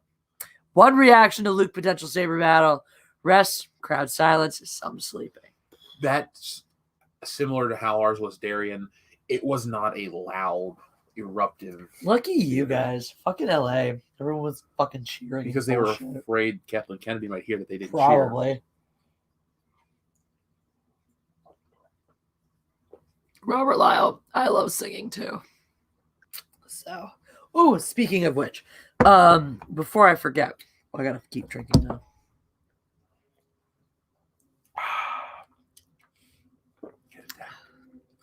This one's kind of tanniny, right? A little bit. And it's very acidic. It needs to breathe. Yeah. If this one sat out for a while, I think I'd like it. But Apothic Red is not a brand. Like Apothic in general, it's not a wine I love. Really? Okay. I don't dislike it, but I do prefer Josh. I do love Josh. Josh is a good wine. Josh is a good wine. 19 Crimes is a good wine too. Oh, I love 19 Crimes. I should try the Snoop Dogg one. Please do. We did try the Snoop Dogg one. Hi, Jane and my sword. Hey, Jane. You're an addict. This cat has addiction problems. I feel like we should start a channel that's Jane of my soul. Jane. Jane of my soul. Jane. No, I didn't want one. I just wanted to be near you. I didn't. No, You look offended. I just wanted you to know I could have one. Do not affront me with schmoes. There's a schmoe on your bum. Schmoe on your bum. Would you guys watch Jane of my soul, the channel about Jane? He's of your soul. Are you very deep? He talks. He sings. He tells you things that you might like to know. What do you want, Lando? Like, I'm offering you the thing I have in my hand. Oh, so he is a bitch cutter. Don't forget. He is a bitch cutter. Bitches. He is. He also has that marshmallow still on that. Remember the time you stuck the tape to his head and it stayed there for like a couple hours? No, it was your pancake. Oh, it's your pancake. He didn't even notice. He just tootled around. Nate Dogg's Nate Dogg died? Oh, sorry. Wait, Nate Dogg did die. What? What kind of wine are they having? Dogs. We're having Apothic Inferno. Nate Dogg was a rapper. Oh, okay. Nate Dogg and Warren G got to regulate. I think Nate Dogg's dead. Warren G's the one that's still alive, right? So, guys, I had a tweet about this shit and post this. People know. I'm doing a holiday video. Since this year's retarded, and a lot of people didn't get to go home, like us. And so send if you guys have any videos of loved ones, especially if you're with them, that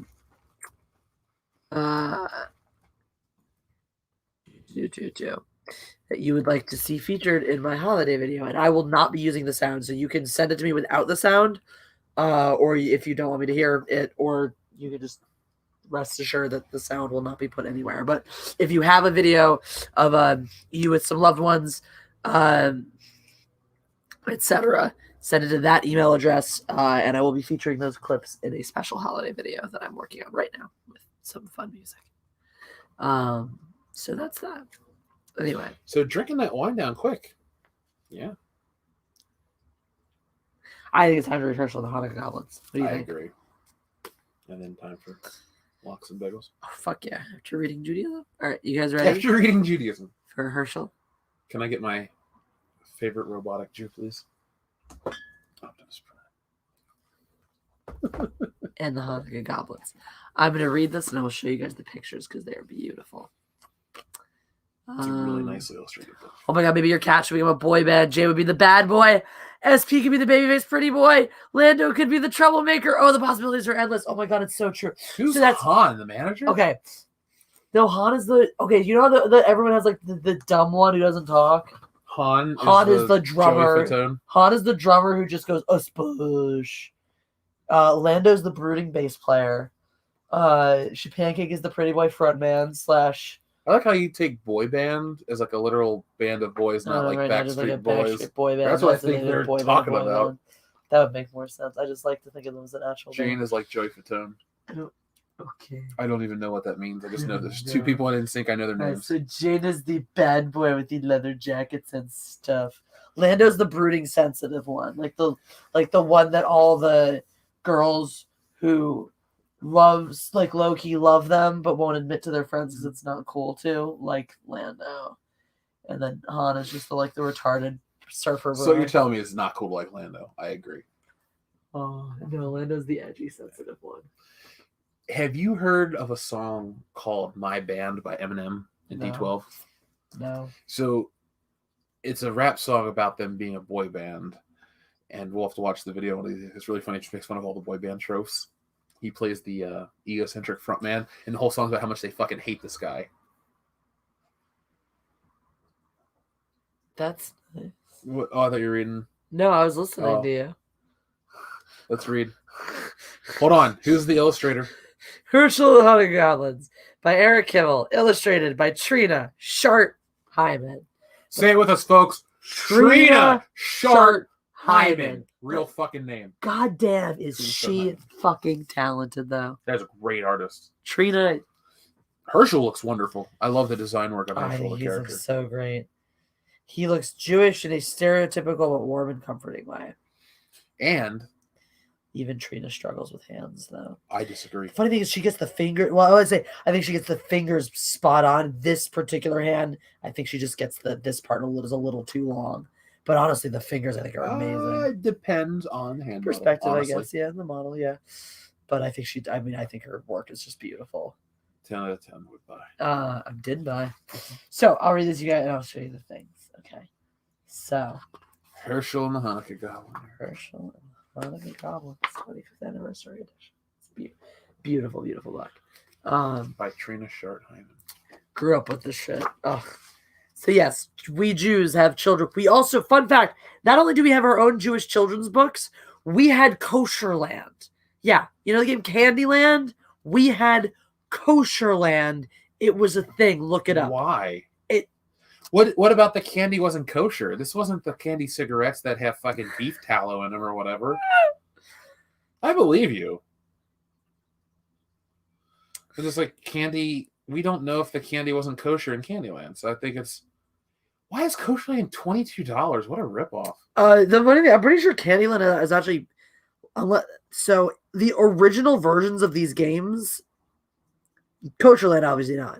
Clearly is never worth anything, but what it is, Kosherland is worth nothing. But I'm pretty sure a vintage Candyland in good condition is actually worth a lot of money, which is hilarious. We have one that's not in good condition. It was well played, but my mom used to cheat to let me win. So we played Candyland for about 20 minutes and then basically play another game. She had a system. So here's Kosherland. So it does not sound fun. It's different. There's a matzah. There's some pickles. There's meat and milk. There's the meat and milk shortcut. Don't mix your meat and milk, obviously. Wouldn't you rather just play Candyland as a kid? Honestly, yeah. I mean, Queen Frostine and all the fun stuff. Yeah. I've had matzah. Literally, Kosherland was the same game. It's just, sometimes you played Candyland, sometimes you played Kosherland. Anyway, it was the first night of Hanukkah. Herschel of Ostropol was walking down the road. He was tired and hungry. Nonetheless, his step was light. Soon he would reach the next village, where bright candles, merry songs, and platters piled high with tasty potato latkes awaited him. But when he arrived, the village was silent and dark. Not a single Hanukkah candle could be seen. Oh, this is To Nana, by the way, for Linda Stein with love. This story first appeared in Cricket, the magazine for children. Damn. So here's Herschel approaching the village. Not a single light. Not a single candle. This book is allegory, by the way. Isn't tonight the first night of Hanukkah? Herschel asked the villagers. We don't have Hanukkah, Herschel, one of them answered sadly. No Hanukkah. How can that be? It's because of the goblins. They haunt the old synagogue at the top of the hill. They hate Hanukkah. Whenever we try to light a menorah, the goblins blow out the candles. They break our dreidels. They throw our potato latkes on the floor. Those wicked goblins make our lives miserable all year long, but on Hanukkah, it's really bad. Herschel knew he must help the village people. I'm not afraid of goblins, he said. Tell me how to get rid of them. It's not as easy as you'd think, the rabbi warned. You must spend 8 nights in the old synagogue. The Hanukkah candles must be lit each night. On the 8th night, the king of the goblins must light them himself. That is the only way to break their power. I'm not afraid, Rabbi, Herschel said. If I can't outwit a few goblins, then my name isn't Herschel of Ostropol. I guess that's supposed to mean something to us. Here's the villagers. There's a little black cat over yonder. A little Shapanky. A little Shapanky. A little SP. It's his gangster name. Yeah. A little SP. Coming at you live. With another video. Sing it to you now and get into your life. I'll get in your mind and populate your soul. Shapanky, let us read the book, buddy. Yeah, I wanted to rap for you, Papa. Shapanky afterwards. Okay. That's an idea for us for later. Good deal. You guys don't get to sing. Good. The villagers wished Herschel good luck. They had no potato latkes to give him, so they packed several hard-boiled eggs for him to eat, along with a big jar of pickles. The rabbi gave Herschel a brass menorah, a package of candles, and a box of matches. Then the villagers said goodbye. Nobody expected to see Herschel again. It was long past sundown by the time Herschel climbed to the top of the hill where the old synagogue stood. The crumbling building was gloomy and dark, and rusty hinges squealed as Herschel opened the door. Herschel shuddered. Well, he could believe that goblins lived here. He put 2 candles in the menorah and set it on the windowsill. He struck a match and lit the Shabbos candle. He said the blessings and was about to light the other candle when he heard a voice. Hey, what are you doing here? Herschel turned around. There was a goblin no bigger than a horsefly, with a long pointy tail and 2 little bat's wings hovering in the air. I'm lighting Hanukkah candles, Herschel said. Tonight is the first night of Hanukkah. So here's the synagogue on the hill. Oh, God, it's fucking beautiful. And I'll show you the little goblin. I'll show it to you again afterwards. I'll show you just so you have an idea of who our little goblin is. My mom used to do all the fun voices when she read it to us as a kid. Oh, no, it's not. We don't allow Hanukkah. Not around here. Is that so? Said Herschel. Who's going to stop me? A little pipsqueak like you? I may be little, but I'm strong, said the goblin. I like how this Goblin with the pancake, yeah. Really? Can you crush rocks in your hand? Asked Herschel. The goblin laughed. Crush rocks? You're joking. Nobody's that strong. I am. Watch. Herschel took a hard-boiled egg from his pocket and squeezed it until the yolk and the white ran through his fingers. That's how hard I'm going to squeeze you if you try to stop me from lighting these candles. The little goblin's eyes opened wide, since in the dim light the egg looked exactly like a rock. The little goblin shook with fear. You leave me alone, he squeaked. Gladly, said Herschel, if you let me light my candles in peace. All right, said the goblin. One night won't make a difference, but you better not be here tomorrow. Big scary goblins are coming, much bigger than I. If they catch you lighting the Hanukkah candles, you'll be sorry. We'll see about that, Herschel said to himself. He lit the first candle. So once again, the little pipsqueak getting threatened by Herschel, a washable. What a mean old man. All right. On the second night, another goblin appeared. This one was big and fat and waddled like a goose. It's Smush. Herschel was finishing his dinner of pickles and hard-boiled eggs. Ugh. Have some pickles, he said to the goblin. Pickles? Here, catch. Herschel tossed him a sour pickle. The goblin caught it in his mouth and swallowed it. Pickles are good. Do you like them? I have plenty in this jar. Take all you want. The greedy goblin grabbed as many pickles as his claws could hold, but when he tried to pull his fist out of the jar, he couldn't. I'm stuck, the goblin shouted. You put a spell on this jar to hold me fast. That's right, Herschel said, laughing, and it's a very powerful spell. You came here tonight to stop me from lighting the Hanukkah candles. So now I'm going to light them while you stand with your hand in that jar and watch. How do you like that? No, no, the goblin screamed. I hate Hanukkah. This goblin sounds like a Christian. No. I'm kidding. All right, I got to show you what this guy looks like. I love this one. He's fun. Big old fatty bats. Oh, Robert Lyle, you know this story. Amazing. Oh, Herschel and the Hanukkah Goblins, a fucking classic. I love this. Sorry, I'm going to sneeze. Whoops. I apologize. Oh, sorry, I sneezed right in the mic for you guys. Awesome one. Come on, not every Jewish story is the same. He does not have a fiddle. He's not on a roof. And he's not a rich man. Alrighty. So, I read to you in 4th grade, 1990. Wow. I was in the 4th grade in 1998. And you were in the year 2000, right? 4th grade in the year 2000. Yep, I was born in the year 1990. So this version came out then in This is the 25th anniversary edition. yeah, no, I'm saying, so I'm trying to figure out what this version, because the original is 85 is So when it first came out. So it came out in 2010, this version, this edition. But yeah, 85 was the original printing. Too bad. You'll have to get used to it, Herschel said the blessings and lit the candles slowly. Then he sang all his favorite Hanukkah songs. The goblin wailed and carried on so much that Herschel finally decided to let him go. Shall I tell you how to break the spell? Yes, I can't stand it anymore. Let go of the pickles. Your greed is the only spell holding you prisoner. The goblin let go of the pickles. His hand slipped out of the jar easily. How that goblin raged. He had stood with his hand in a pickle jar while Herschel lit the Hanukkah candles under his nose. The furious goblin stamped his foot so hard that he shattered into a million pieces. The wind blew them away. I prefer if he broke into a million pieces. Peasels. Peaches and Peaches and Cecil. A million pieces. I love how we have portmanteaus of human beings in the Fandom Menace. I do too. I just love how the fandom has its own identity. It's a fun community. Robert Lyle, no, I have allergies. I'm actually allergic to my cats. Oh Uh-oh. no! No! Uh-oh. Dude. Oh no. Oh, that's terrible. Holy shit. Oh my god. I have to compound this bad news and say, hey, I'm not coming to town either. No.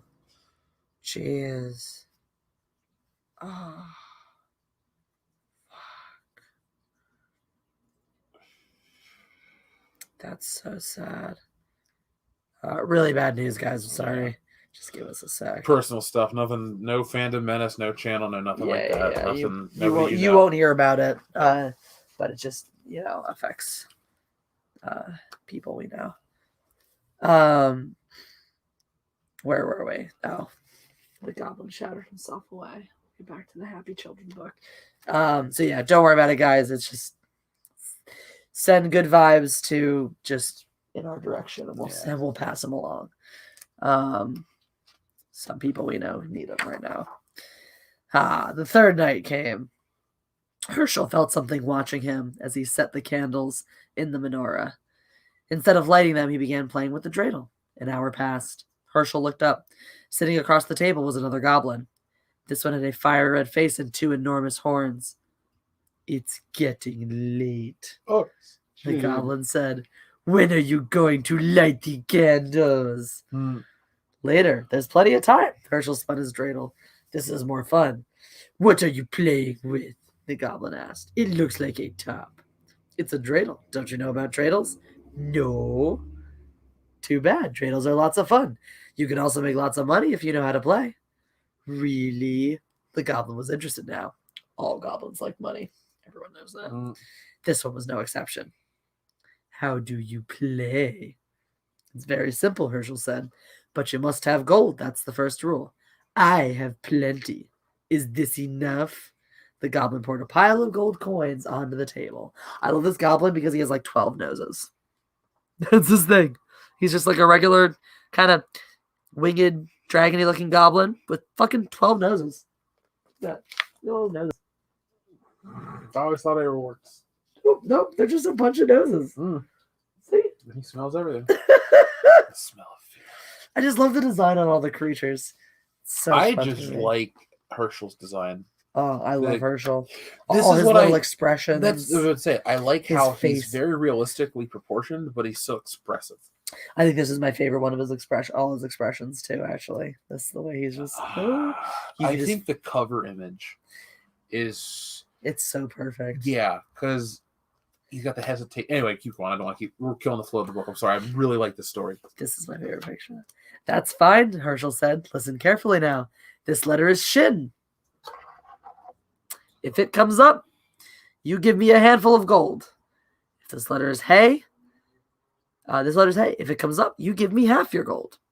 This letter is gimel. That's none. This letter is gimel. If the dreidel falls on this letter, you give me all your gold. Understand? Wait, there's one letter left. What about this one? This one. That's none. If the dreidel falls on none, I don't give you anything. Ready? Let's play. You go first. So basically the rules of dreidel, but essentially you have a pot in the middle. Shin, you put money in the pot. Hey, you get half the pot. Gimel, you get the whole pot. None, you get nada. But yeah, spin it. I'm very impressed with myself right now. I'm impressed with your book skill. I'm drunk and I just spun a dreidel on my book. So whatever. I win. 4D entertainment. Thanks, Hannukah. The goblin spun the dreidel. The little top whirled round and round. When it fell, the letter on top was shin. Too bad, Herschel said, taking a big handful of the goblin's gold. Try again. Maybe you'll have better luck. The goblin spun the dreidel once more. This time it fell on hay. This isn't your night, Herschel said, helping himself to half the goblin's gold. One more time. Your luck is bound to improve. Once again, the goblin spun. This time the dreidel landed on Gimel. Too bad, Herschel sighed as he took the rest of the goblin's gold. Would you like me to spin? Yes, the goblin grumbled. He was very unhappy about losing his money, as Janes often are. I mean, goblins often are. Herschel spun the dreidel. This time the nun was on top. Oh my, I don't give you anything. I get to keep all the gold. Say, that was fun. Get some more gold and we'll play again. What about the Hanukkah candles? We'll light them later. There's plenty of time. Not for me, the goblin said. I'm leaving now. I don't like this game. I don't like Hanukkah. And I don't like you. Yeah, Jane, I don't like you. No, I didn't even show them my picture. The one I by was the way, raving about Jesse, was my favorite one. When you were doing the voice, Jane had his head turned to look at me. What could am feel him I breathing on me the whole time. saying? Yeah, he's like, now he's upset. So those were the letters I just showed you. There's the shin, the hey, the shin, the hey, the gimel, and the nun. Did you say shin? Shin. Yeah, literally. S-H-I-N. Well, no, it's just weird because in Japan, shin means new. Or, sorry, Japanese, I guess, a kanji or whatever. Yeah. Shin. So, like, there's a movie called Shin Godzilla. It means new Godzilla. Pretty sure. But yeah, shin is just the letter. That letter. That's hey, gimel, and nun. You gotta stop saying hey. But hey. Let's go. That's why I can't. Hi. And goodbye. You Oh, read that what one, was the whole page. Oh, Herschel the candles by Yeah. himself. One thing Good. too, to give a little compliment on the art right there. I like the just the way the feet look. Oh, Like Trina this Sharp-Hyman. woman, Trina Sharp-Hyman, is very proficient in her drawing skills. Her proportions are spot on. Everything looks just beautiful. I also love the way all of the pages are full scenes. So you've got the text in these little like text box kind of, but all the pages are these full spread, portraits or landscape, whatever. Landscapes or however. This is probably my second favorite picture, and it's just all the different creatures. On the following night, other goblins came. One had 6 heads. One had 3 eyes. All were terrible and fierce. They growled and roared and changed themselves into horrible shapes. They tried to stop Herschel from lighting the Hanukkah candles, but Herschel fooled them all. Finally, the 7th night arrived. 8 tiny candles flickered on the windowsill. Herschel sat back to enjoy their light. Where were the goblins? Had they finally given up? Herschel felt very sleepy. His eyes closed. Suddenly, he sat up. He heard a horrible sound, a voice that sounded like the cracking of bones. Happy Hanukkah, Herschel of Ostropol! So here are the other crazy creatures. I love this page because they're just so fun. If you guys ever want to check a little bit of this out, again, there is someone has a whole read aloud on YouTube with the pictures, but I highly recommend just getting a copy if you like this story at all. If you're Jewish or want to bring Judaism into your home in any way, or just like a good children's story, want to share a little bit of Jewish culture with your kids, it's a fucking phenomenal book. Couldn't recommend it more. Who is it? Who's there? Don't you know who I am, Herschel? Weren't you expecting? The king of the goblins! The voice rose to a hurricane roar. It ripped the shingles from the synagogue roof and shattered the windows. The Hanukkah candles reeled in the savage blast, but they did not go out. You're too early, Herschel shrieked. You're not supposed to come until tomorrow. The great wind died down. Don't worry, Herschel. I am far away. Also, I'm Batman. But I have the power to see you and speak to you. Enjoy this Hanukkah evening, my friend. It will be your last. Tomorrow night, I will come for you. You fooled my slaves, the other goblins. Let's see if you can fool me. Poor Herschel. What was he to do? The king of the goblins was on his way, and no power on earth could stop him. Unless Herschel had an idea, Lando. It was a big chance, but he had to take it. It was the only way to save himself and Hanukkah. Dun, dun, dun. Green Giant. Will Herschel succeed?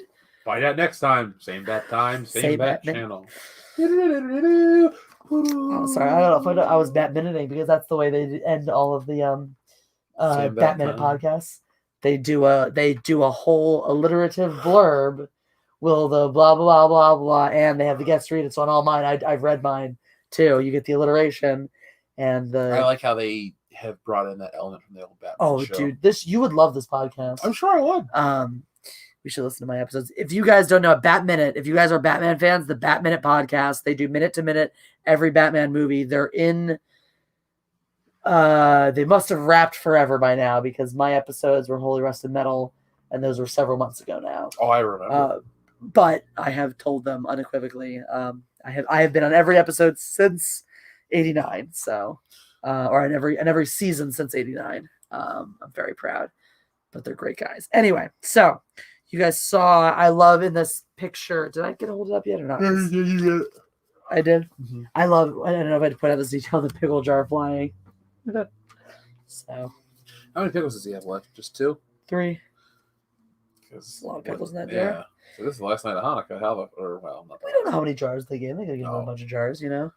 I feel like in the olden days, like here's a jar of pickles. This is enough. I mean, they were packing them up for 8 days. So, also, I mean, that's like like our little Hanukkah miracle from my little gathering where the wind lit all 4 candles. That was pretty fucking cool. I had to tell my parents about that one.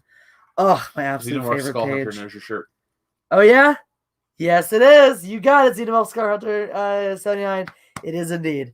And Jeff is a season and a couple episodes away from this most glorious moment. I'd buy a Dean Winchester action figure. Oh, I fucking. But not Sam. Only if they're in a 2-pack, but never him by himself because he's too much of a pussy. So this is my hands down favorite picture in this. You'll see when I'm done the page. It was the last night of Hanukkah. Herschel set the candles in the menorah, but instead of placing it on the windowsill, he put the menorah and the box of matches on a small table near the door. Then he sat down to wait. Night fell. It grew dark as pitch inside the gloomy old synagogue. Outside, the whole world lay cold and silent. Suddenly, a great gust ripped the synagogue door from its hinges. The whole building shook. A fearsome voice spoke. Wow, alcohol. A fearsome voice spoke. Herschel of Ostropol! Wait, I should do that. Herschel of Ostropol. Did I hear something? It is I, the king of the goblins. Herschel laughed. Don't be silly. You're one of the boys from the village. You're trying to scare me. I am not a boy. I am the king of the goblins. I'll believe it when I see it. Show yourself to me. Behold, I stand before you. Do you believe me now? Herschel tried not to look. Even in the darkness, he could see the outline of a monstrous shape filling the doorway, a figure too horrible to describe.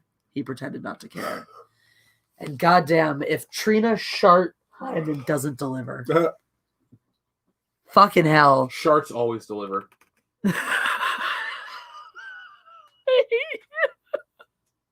But goddamn, this picture, I would own a poster of this. Like, if I could get this blown up as a poster and put Let's it, I would Google have, Trina Shart Hyman art.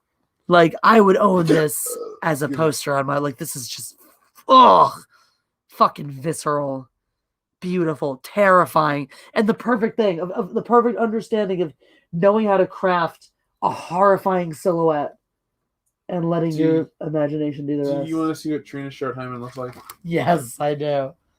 Oh, she's cute. She's cute. She's like adorable. She looks like that girl Balam likes, the one from It. Yeah, she looks funky. She looks like she's fun, you know. Like she looks like she was gay. She's dead. I figured. She looks like she was probably. She's from gay. Philly. Oh no shit! Yes. No fucking And shit. she married Harris Hyman for a brief period of time. I wonder if he's She related illustrated over 150. We'll finish the book. What? You gotta finish the book. So she got her high. So Hyman was her. married name. So she grew up Trina Shart. Mm-hmm. She grew up as Trina Shart. Poor Trina Shart. God damn, how old was she when she died? Oh, old. Good. I'm glad she was old. She had a nice life. Was she 71? So, nightmares at your doorstep. Indeed. Isn't it fucking? So Robert Lyle knows because he was seeing this shit, you know. Oh, God. Fuck. Look at that beauty. That really is a gorgeous image. Like this live stream for Trina Shart Hyman. Yeah. It's too dark. I can't see anything. A candlestick and some matches are by the doorway. Why don't you light a few candles? Then I'll see what you really are.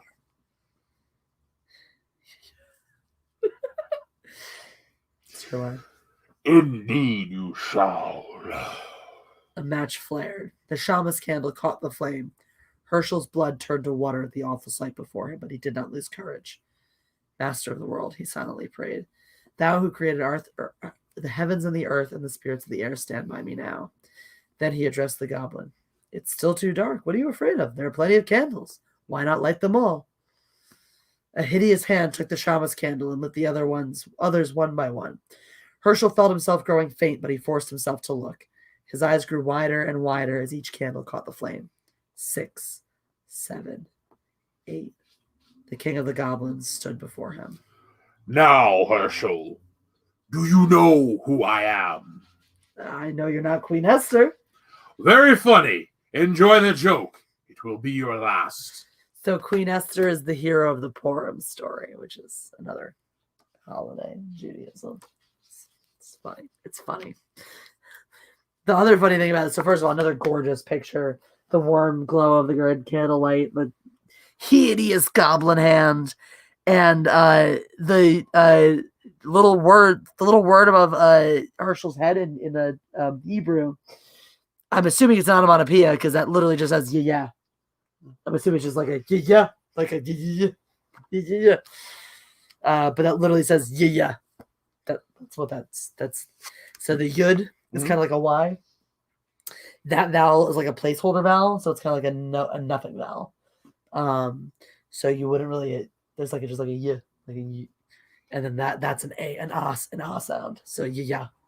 Yeah, extra. Yeah. Extra low. Kind of like a yipes, like a cartoon, like a comic book yipes, but in Hebrew. I love that it's in fucking Hebrew. It's great. Why are they quoting Thriller in your chat? I don't know. Also, the Yud, that's Yeshaya, my Hebrew name. That's how mine starts. Actually starts just Yud with that Y, and then the Shin, Shaya, and then another Yud, and the stuff. Anyway, I love this drawing too. That's what you think, or I'll be gone, or I'll take a stick to you. How dare you speak to the king of the goblins that way? I'll speak to you any way I please. You have no power. Your spell is broken. See? The menorah is lit. You thought those were ordinary candles you were lighting. They weren't. They were the Hanukkah candles, and you lit them yourself. The king of the goblins roared with fury. The earth trembled, and a mighty wind arose. It ripped off the synagogue roof and blew down the walls. It splintered the great timbers and scattered them like matchsticks. Around the menorah, the whirlwind howled, but the candles never flickered. They burned with clear and steady flames. The king of the goblins had no power over them. The spirit of Hanukkah had triumphed. This might actually be my second favorite image. The one with him in the doorway is definitely my favorite, but this one with the synagogue blowing apart, the spirit of the goblin blowing up over here. The Hanukkah, the whole synagogue just blown apart. But then you come way back down here and the little Hanukkah candles burning mightily with little Herschel stooped down in front of them. God.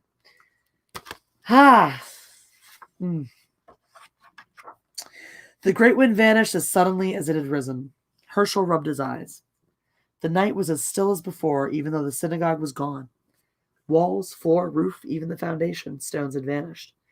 But the menorah remained, standing tall upon the little table where Herschel had placed it. Herschel waited until the last candle burned out. Then he started on the road that led to the village. I better hurry, he thought. I don't want to miss the last night of Hanukkah. But there was no reason to worry. In every window there stood a menorah with 9 gleaming candles to light the way. The whole village was waiting for him. And there it is. The end of the book. Other one? Yeah, there you go. Herschel saved Hanukkah. You know what's funny about a book like this compared to what I'm used to doing? Mm-hmm. When you have to have an image like that represents like 5 different scenes at once. Yeah. So here's a fun afterword. Herschel and the Hanukkah Goblins began as an experiment to see if I could create a Hanukkah story along the lines of Charles Dickens' A Christmas Carol. I started with a Ukrainian story, Ivanko the Bear's Son. Ivanko fools a goblin who lives in a lake. Why not multiply that goblin 8 times and use a Jewish folk character, Herschel of Ostropol, as the hero? I gave it a try and felt I'd written a good story. Unfortunately, every editor I sent it to turned it down. I eventually gave up submitting it. Then Marianne Karras of Cricket Magazine asked if I had a Hanukkah story for an upcoming December issue. I.B. Singer had promised to write one, but wasn't going to be able to finish it on time. I found that flattering. How often is a writer asked to fill in for a Nobel Prize winner? The problem was that I didn't have any Hanukkah stories except this one unusual tale. I told Marianne I would send it to her. Marianne liked it. The story was published in the December 1985 issue of Cricket with 2-color illustrations. 2-color. It's not 2 Yeah. But 2 color illustrations by Trina Schartheimen. I was overcome. Although I've been introduced to Trina on a few occasions, I never imagined she would illustrate a story of mine. I was thrilled by my good fortune. John Briggs of Holiday House can tell you the rest. Who says, talk about thrilled. We adored Trina's art as much as we adored her. So as soon as we read Eric's story, we rushed to sign up the book. Our contract with Eric was the first of many in what has proven to be an especially gratifying relationship. As soon as she finished the illustrations, Trina wrote to Eric, I think you are a wonderful writer. One of the reasons I enjoyed working on this book, aside from the fact that it's a great story, is that you really know how to write for the artist. You and Dylan Thomas and Charles Dickens, you know just what to put in it, and more important, what to leave out. I can't tell you what a pleasure it is to work on a manuscript that implies great visual stuff, but knows enough to stop at the implication. As a picture book author, you're among the greats. I truly admire and appreciate your skill and professionalism. And I just wanted to say thank you for the pleasure it gave me to work on this story. I think I drew him, Herschel, just right. I may even have fallen in love with him. Aw. Eric has never forgotten the letter. This is what she wrote to me when I was nobody from nowhere and she was one of the gods, says John Briggs. How do you feel about that as an artist? Hearing something like that about like he knew just what to write, like giving you just enough but not too much, that kind of thing. Because I'm somebody who does the pictures and the words, Yeah. I don't think like that. Like Yeah. I'm the person that does that. Yeah. So I don't ever have to think about, oh, I gotta like take it to this step. Yeah. But that's just something I never think about. Doesn't mean it's irrelevant. That's a thought I never have. Something I'll have to think about when we're working on our next one of our projects. Yes and no. Yes, no, because we're us. You Well, know, no, I just meant like time. because it'll be more of like an us project. I think Trina Schartheimen is like, oh, here's what we need from you. I just mean like hearing that just like makes me think about like, oh, that's something to think about. Oh yeah. When we're doing our thing is how much to say versus how much to show. Oh yeah. Because that's something I don't necessarily think about as a writer because I've never worked on something with pictures. We're alluding to a a children's book we're working on, by the way. So many projects. Many projects. You guys will be very excited. So that was a good story. You know what I realized about this book though that I never realized until I was talking about it to some people. And Maya, that Israeli woman, knew it, of course, at this little Christmas gathering. Is whether or not it's intended that way, how much of an allegory it is for the Jewish people, and like how good of a job good children's works do of bringing that home, of like conveying really, really heady, high level things. And it's really interesting if you think about it. This is where I think humanity goes wrong sometimes. I think humanity forgets simplicity. It forgets innocence. It forgets hope and optimism and these beautiful things that where you package some of these big ideas for children who digest them and understand them on deeper levels than adults later do, you know? Like, this is a book about someone who has big, powerful, strong people who are in the majority telling him why he's wrong and isn't allowed to be who he is. And he does it anyway. And this is, to me, like one of the parts I realized just reading through it this time that I'd never realized before. So they always go back to, people always say, oh, it's okay. The Jewish stereotypes are fine because they're good. They're positive. Oh, we stereotype the Jews, they're smart. So that's a good stereotype. Well, where does that come from? The Jewish stereotype of being smart. The Jewish stereotype of being smart comes from the fact that we didn't have a lot of resources. Jews throughout history weren't legally allowed to become citizens in many instances, weren't allowed to own land, weren't allowed to hold certain positions, didn't have armies, didn't have wealth, didn't have protections. What they did have was smarts, was study. Studying the Torah has always been a very important part of Judaism, and they had that. So that has always been a core tenet of Jewish literature and stories and whatnot, is outsmarting your enemies. The story of Hanukkah itself is actually about, warriors and stuff like that, but it's about a small group of warriors defeating a larger army, the underdog. And so, when people want to say, oh, it's fine to make jokes about Jewish stereotypes because they're being smart. Okay, well, the Jewish stereotype about us being smart came from the fact that we put a value on education because Jewish people realized at some point that was the one thing you couldn't take away from us. So the same way people want to, in all the wokeness, all the bullshit wokeness discussions that everyone wants to have about like, oh, well, you have to understand the nuance and this and the whole this and that. Those same assholes want to turn around and go, oh, Judaism, fuck you, you're all white people. I'm like, you bitches don't understand the nuance just as much. Anyway, I digress. The beautiful thing is, though, these things are just so...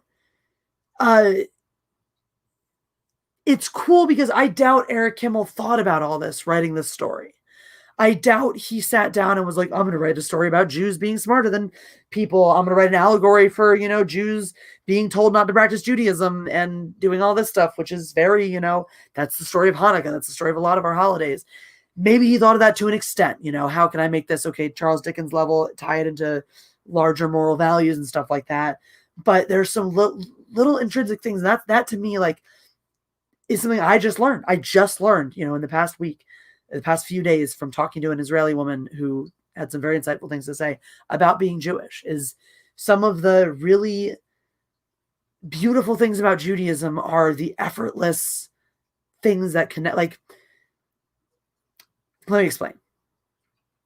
I talked to this Israeli woman at this gathering who opened my eyes to some of the differences between Israeli Jews and American Jews, where Israeli Jews, especially outside of Israel, the way she put it was, when someone meets me, it's the fact that I'm Israeli that makes me different from them, not the fact that I'm Jewish. So, and also for Israelis, when you're in Israel, being Jewish is just such a common thing. It's low on the chart. You're going to say I'm Israeli. I'm, also Romanian and this and that and all these other, cultural things before you say I'm Jewish. Versus here in American Jews, someone like me, who I'm as religious as this woman is, which is to say not very at all, very, very little, if any. But I, growing up, had a very similar experience actually as her, which was really kind of cool to hear about that and realize I had that growing up. I grew up in a predominantly Jewish area where being Jewish was secondary. It was just, everyone was Jewish. If you weren't, it was weird. Everyone knew what latkes, and even the non-Jews, because they grew up in such a Jewish area, knew all the Jewish shit. So you knew what latkes were, you knew what Passover was, you knew what all the holidays were, you knew what Rosh Hashanah or Yom Kippur was, because hey, even the Christian kids got off public school for those days, since no one would be there if they didn't. So it was cool, but then growing up and then moving out.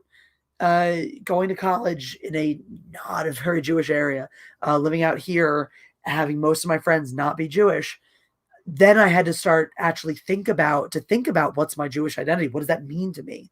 And having to start to work to preserve that culture. Whereas, this woman is like, yeah, Suf Kaniyot, no one at the gathering aside from me even knew what these were. It's jelly donuts, but a specific kind that made for Hanukkah. But in Israel, of course, every bakery is going to have Suf Kaniyot around Hanukkah. So you don't even think about it. Whereas for me, I'm like, I get excited when someone else knows what Suf Kaniyot are. For her, it's just second nature. So that was really cool. And it made me think more about that too. And like, that's always been one of the things that I love and value about Judaism is the universality of certain things that bind us together as a people, whether we like it or not, really. Like, you say, like, well, you like it or not, like, just things, themes, ideas, values that you don't realize you even have until you start to see people who don't have them and realize that the common thread is, that Judaism for some of these things. So anyway, that's all. Robert Lau wanted to know, though, what was if you had any religious upbringing and what was that like?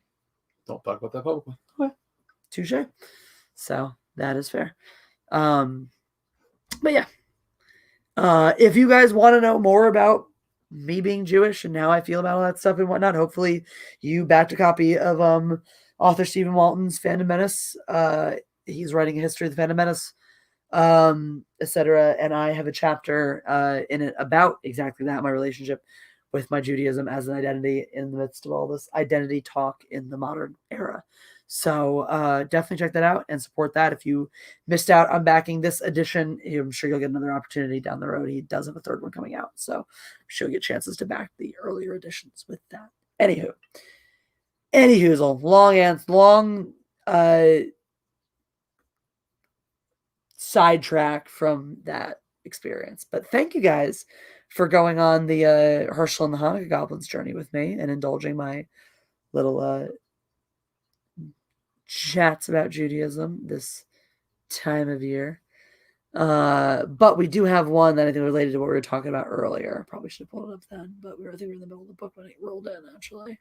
So, Fuck Google too says, Arn Anderson, underrated or just a jabroni? He's fine.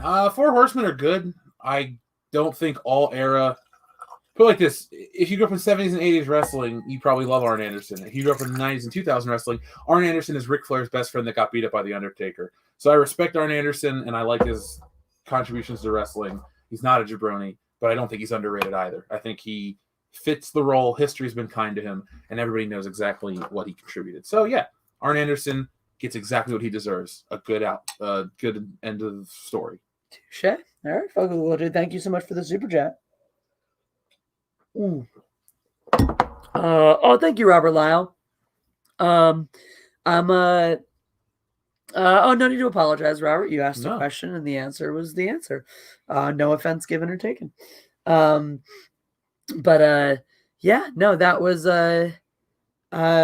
was really fun. I like sharing this stuff. A little tipsy, but yeah, I like it. It's important to me, and so. But yeah, this is good. Let's have dinner. Let's do that. Oh, Robert Lyle, you don't have to do that, but we'll finish this. Yeah, I wasn't offended at all. I like to produce a show. If that makes sense. Like, I like to keep a certain, line. Oh, that's fair. I'm not offended. I don't want anybody to think I'm offended or bothered. I just, like, you celebrate Christmas or Catholic, that's about the end of it, but I respectfully will say this, religion's not as important to me as it is to Jesse, so, like, I don't have anything insightful to add. Like, went to Catholic school for 12 years, celebrate Christmas, all that stuff, and it's fine, but like I told you, I don't live my life by that anymore. Any of them. It's not, nobody, I'm not going into it, but I'm just saying, like, I just choose to live my life by what I think is right, not by what other people have dictated as what's right or wrong. The flip of that is, I mean, similarly, though, the same way that I've taken a lot of my cultural value from Judaism, like, there are things that come from it's that, like, secular religiosity, it's the cultural elements. Like, you definitely had a lot of elements in your upbringing that were very culturally Catholic. So I also think that, too, my stance on morals and religion are very independent. So I think I live I think it's really by a moral code, not necessarily a... True. I think that's what's really different about Judaism from other religions, is that Judaism, and that made, I mean, maybe different in terms of, like, Judaism versus Christianity, let's say. I think that it is in a way that it's not possible in Christianity or Catholicism. Shut up. In a way that's not possible in Christianity. What was I laughing at? My ability to speak. Possible. I think we should copyright that. Look, it's not possible. It's not possible. Possible. It's impossible. It's impossible. Is that a new shit pancake-ism? Yeah, it means you can't impersonate it, so it can't be done. It's impossible. It's impossible. You can't impersonate it. Mm-hmm. It's impossible. Where's super chat? I know. I saw. We'll have to do something about it. Because we're out of wine. I mean, I have one sip left. Okay, I don't. We can split the sip. Okay, we'll have one sip left. So no, what I was saying about is, like, in Judaism, so this is the thing. This thing I've always said about my drinking is there are three kinds of drunk: brain drunk, body drunk, speech drunk. I know, but you gotta. I am speech drunk. Yeah, I know. I am not the other kinds. I know. Anyway. Well, no. You are body drunk. I watched you was falling into a refrigerator once. No. I'm saying those are the three kinds. It depends on the different. Oh, I thought you meant there are three types of drunk, and you're only the speech drunk. I'm like, no, I watched you body drunk. In this moment, I am only speech drunk. My brain is firing on all cylinders. I could get up and walk, but my words are fucking up. So, yeah, because again, of all the things and the complicated and the minor, not to hit on the button words and whatnot, but the very, very small number of Jews that exist that therefore put that sort of microscopic pressure to preserve the culture. You have this thing in Judaism where you can be very Jewish like me. Like I am very Jewish in the sense that I make latkes every year for Hanukkah. I light the candles every night and say the prayers in Hebrew. I hold an hour-long Seder every year for Passover and do that shit. I don't go to synagogue. I don't follow any of the religious doctrines of Judaism or any of those tenets or whatnot. I very firmly and in traditional ways observe certain holidays, but have no attachment to religion. In my experience, I have never found anything comparable in Christianity or Catholicism of someone who just really is into the cultural traditions with none of the God or Jesus part, I don't think you interact with enough of the people. What I'm saying is you have it in that way, in the effortlessness way, in the way of like where Catholicism manifests in your life is your Easter dinner, but that's not influenced so much by the Catholicism as it is your family's traditions, the foods you guys make, and the things you do.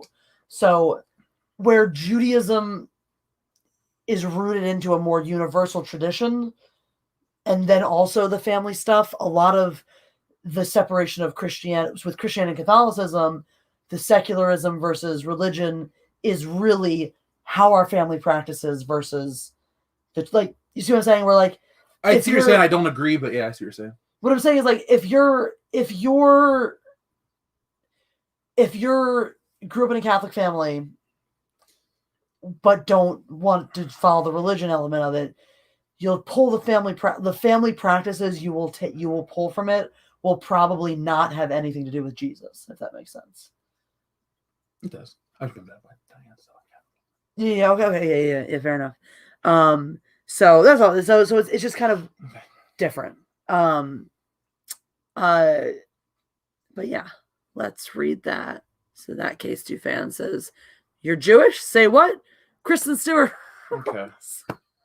She does. We are gonna watch that movie. That K2 fan. Did you make yourself already? Mm-hmm. All right. But we did. If you guys were here a minute ago, we did just some really, really fucked up news. So we're gonna take off and deal with that shit as well. But